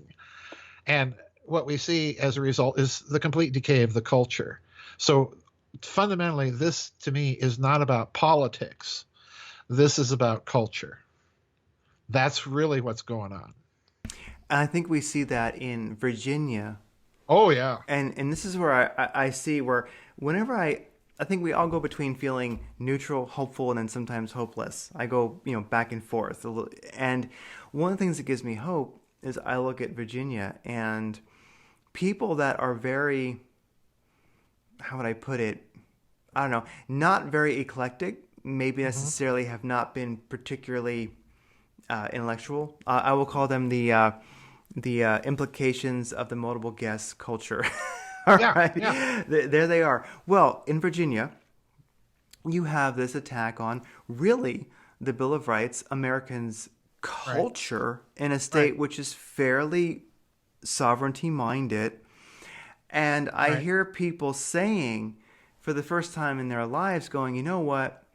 The government has nothing at all to do with us, and they will do whatever they can get away with to the extent that they can. And then they'll say something like, and I think that they're serving, it's as if they're serving some kind of an artificial intelligence. Yeah. Oh, listen, that would be a topic of a whole other discussion, but I actually think that much of the problems we face are because we have turned over so much of the functioning of society to the digital demon. For example, and I've mentioned this with Catherine Austin Fitts many, many times, most of our commodities trading, equities trading, sovereign securities trading, corporate bonds, you name it, most of this is now being done by computer algorithms. So in other words, market activity no longer reflects genuine human activity. And as a result, the stock market's up. And my response is, big deal. What do machines know about the realities of what humans are facing on a day-to-day basis in the market?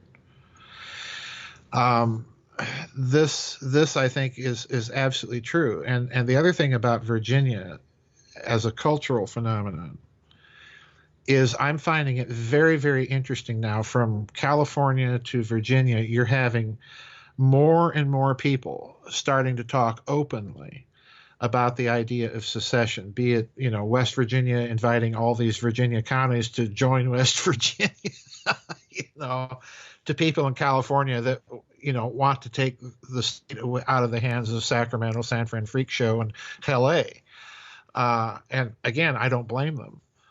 But I think this is only going to increase. And what it tells me is the centralization paradigm is breaking down, but more importantly, the underlying cultural paradigm that's behind all of that is breaking down. And more, I mean, if you think the American federal government is out of touch with the vast majority of people, imagine a global government. Imagine centralization to that extreme. Wow. And yes. you think anything that you or I are going to say or do or vote is going to make the slightest bit of difference to that kind of monstrosity? Well, the answer is no. And people sense this and they're saying, enough, we're going in the wrong direction. So, I don't know what's going to happen if this country ends up in a tyranny, a civil war. I don't know. But I do know all empires fail. All empires fail. And they fail for the same fundamental reasons they always fail.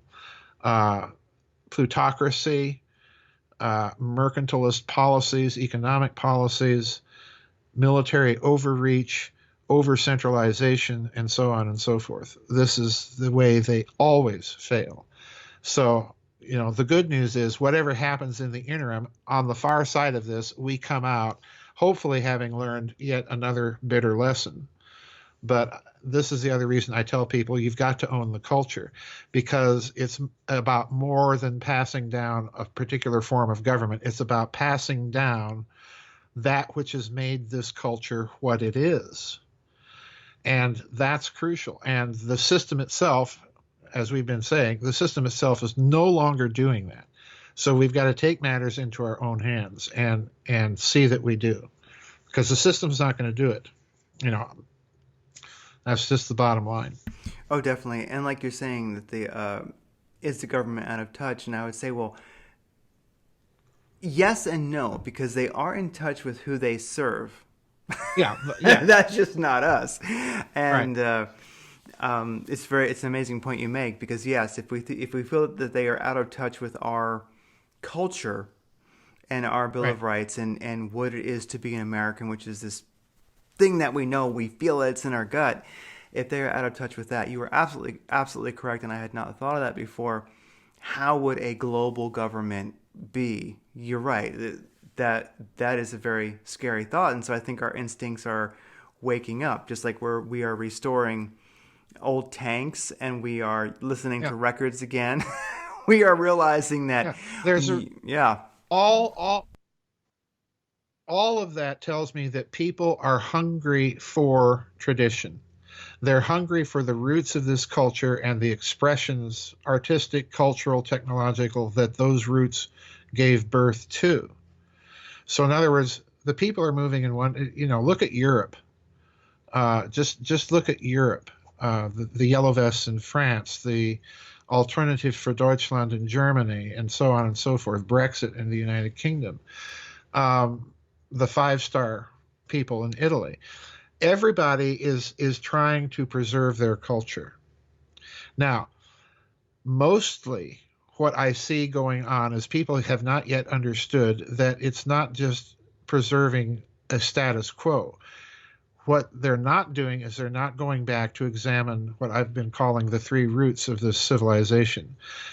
But once they get it in their heads that they've got to do that in order to preserve the culture, then watch out. If that happens, the globalist game is over. Because the globalist game is absolutely against any of that. It's against any form of tradition or institution that preserves tradition. Look at the family, look at the churches. They've been busily trying to hollow out those two things, especially governments, academies, and so on and so forth, the same thing. So I think what we're seeing with all of this move to restore old tanks or listen to records or what have you, is we're seeing the very beginning of a phenomenon rather than the end of a phenomenon.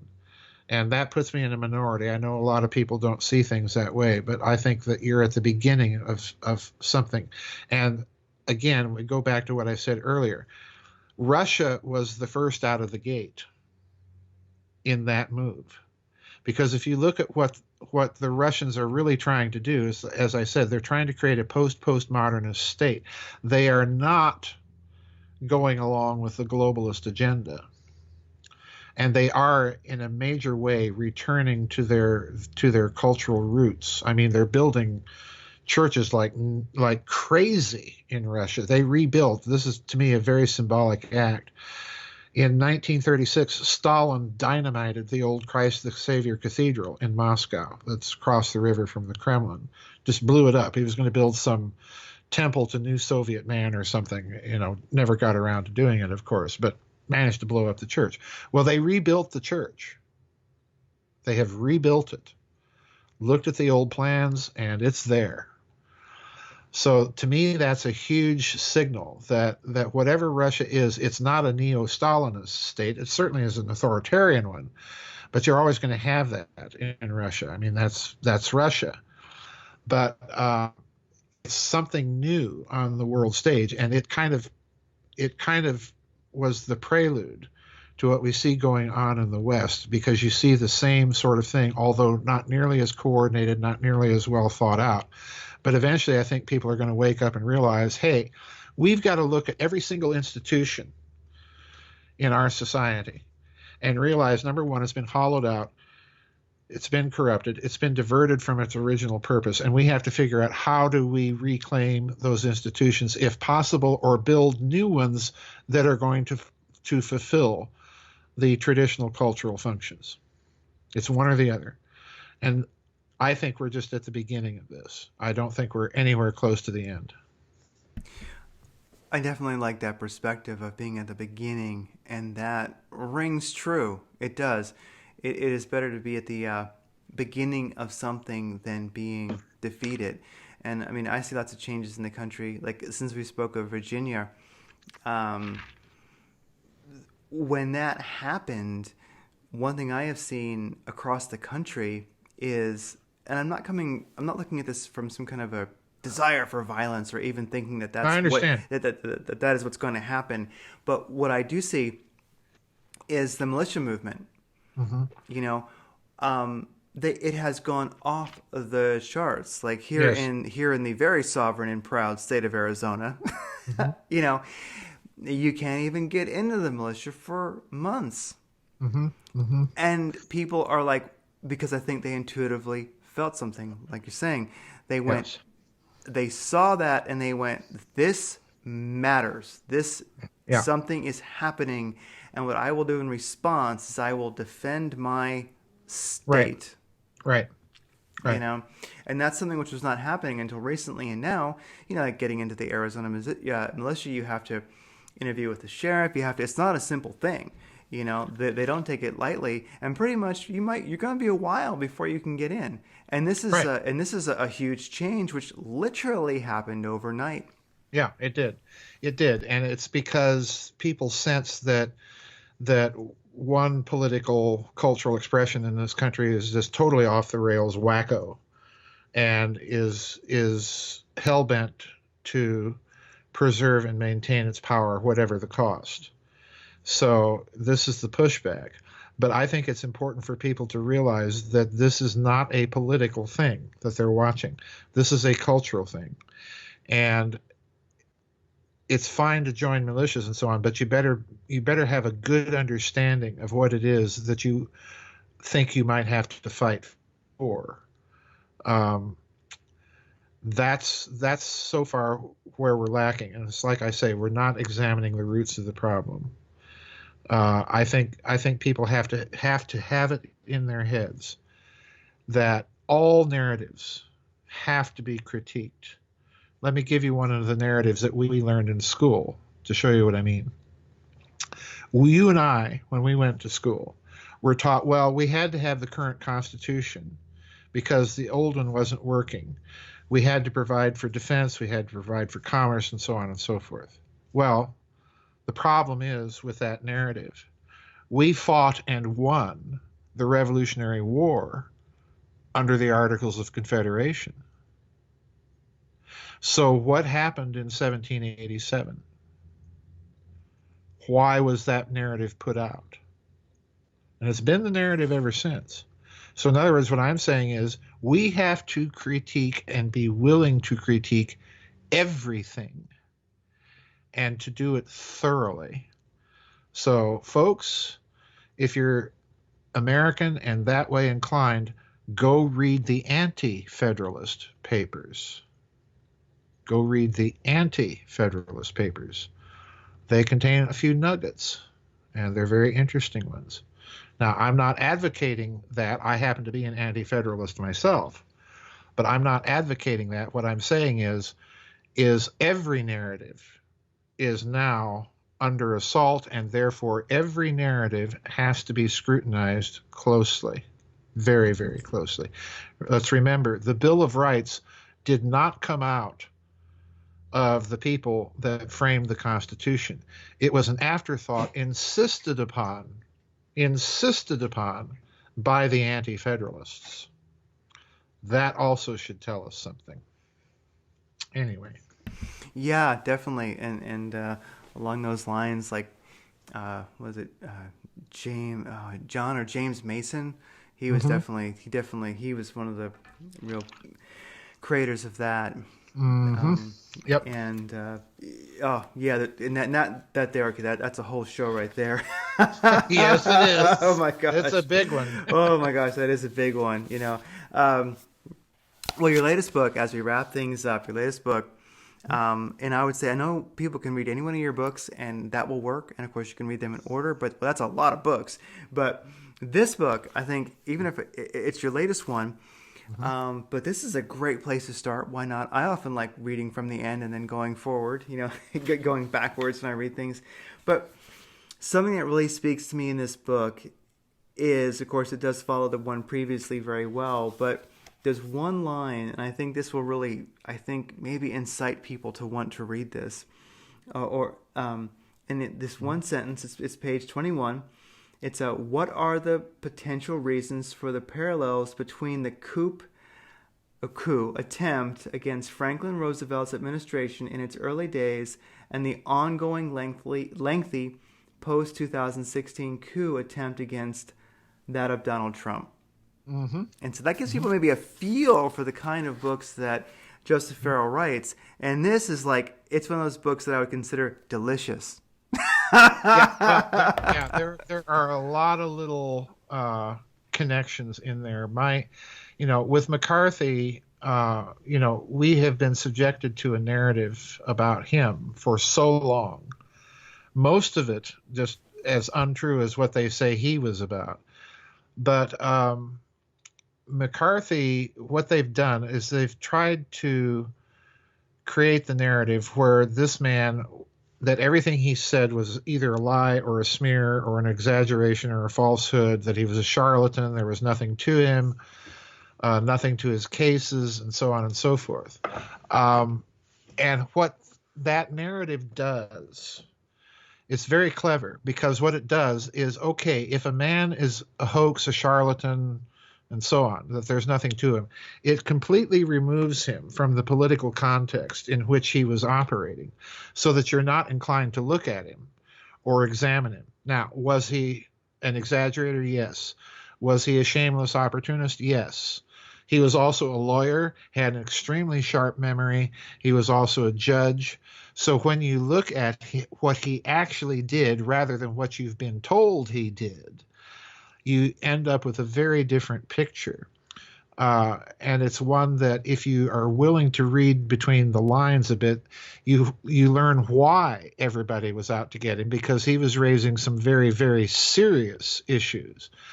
The other problem with McCarthy, and I ran into this with the first McCarthy book, is I had for years, and I didn't even know this at the time, I had for years been trying to get a hold of his actual committee hearing transcripts, most of which were held in executive session. In other words, this idea that he's smearing people in front of the press all the time, that's not the way he operated. Most of his committee sessions were in executive session, closed hearing. So I was trying to get a hold of his committee hearings on Fort Monmouth in New Jersey. And I swear, I was trying to get a hold of them for years, and I just couldn't find them. Nobody had them. No one knew where they were.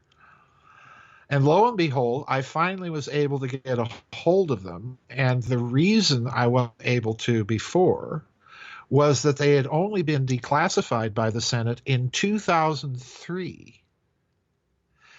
And the reason that they gave for the declassification was, well, all these people are dead now, so there's no harm in releasing them. So I, send off for them, and I print out a bunch of these transcripts, and I sat down and started reading them, and I thought, oh my word. Because you have clear allusions to the Roswell incident, to UFOs, to... I thought, holy cow, Joe McCarthy, did you step right in the middle of it?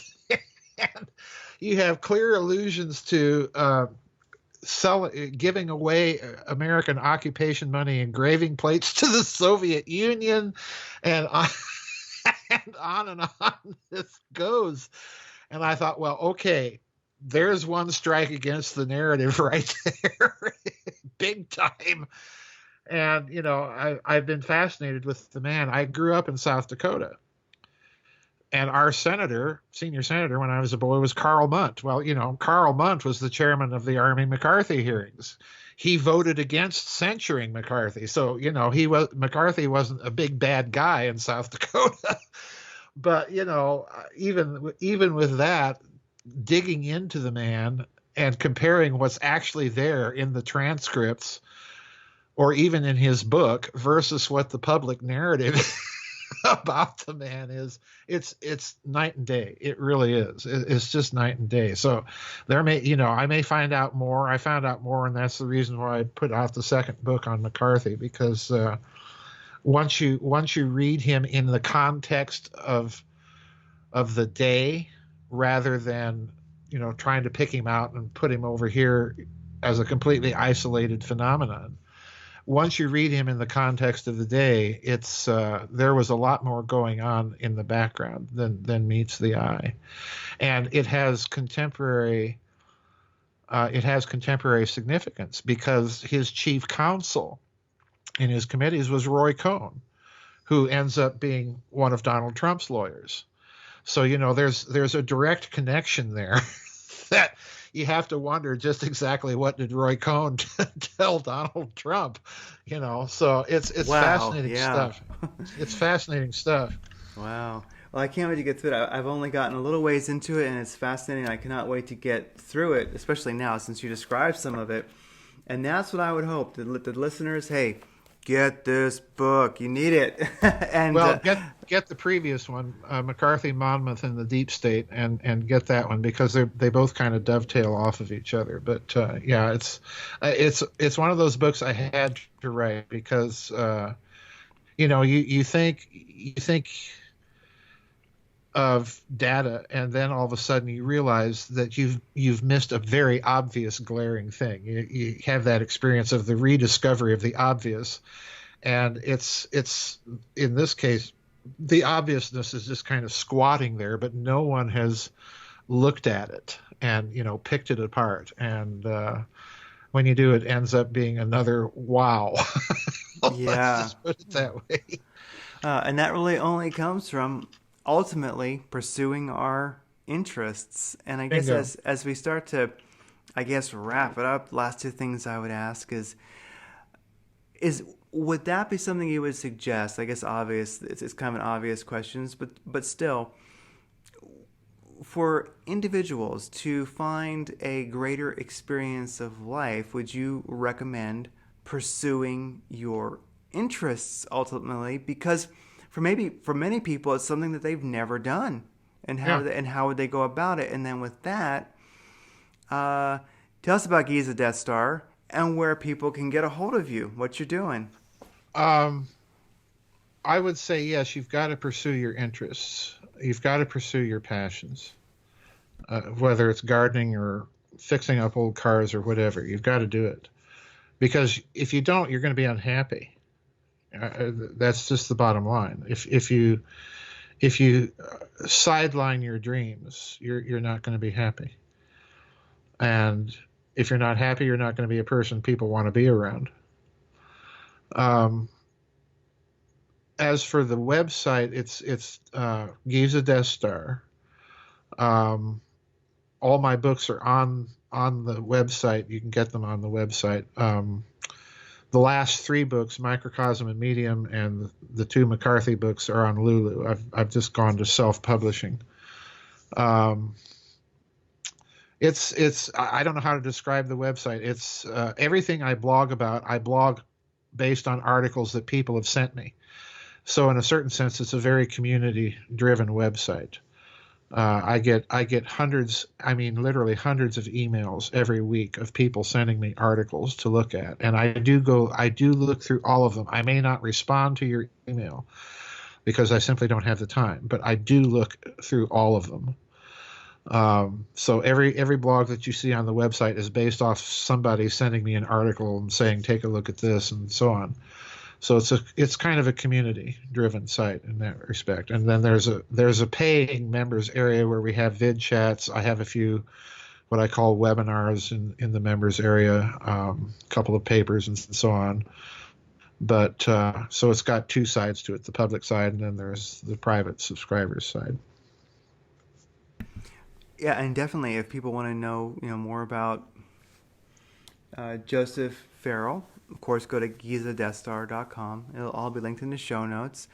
And also a great way to get to know more about Joseph Farrell is the Dark Journalist interviews. I think those are definitely some great ones. You learn a lot more about Joseph Farrell's passion, especially for the JFK assassination. Mm-hmm. Definitely. And so, well, this has been great. This is 2 hours, and I always wonder. I'm always afraid. Oh my gosh! I hope I got enough content. I hope I got enough things to talk about. And we talked about like maybe one page of fine. So I'm glad it went that way. That's always a great interview. I thank you so much for being on, Joseph Farrell. Thanks for having me. Of GizaDeathStar.com. You are listening to Radiant Creators, a collaborative project composed of people whose passion, purpose, and dedication requires forging their own unique path of empowerment and livelihood. A radiant creator isn't making a living, they are living.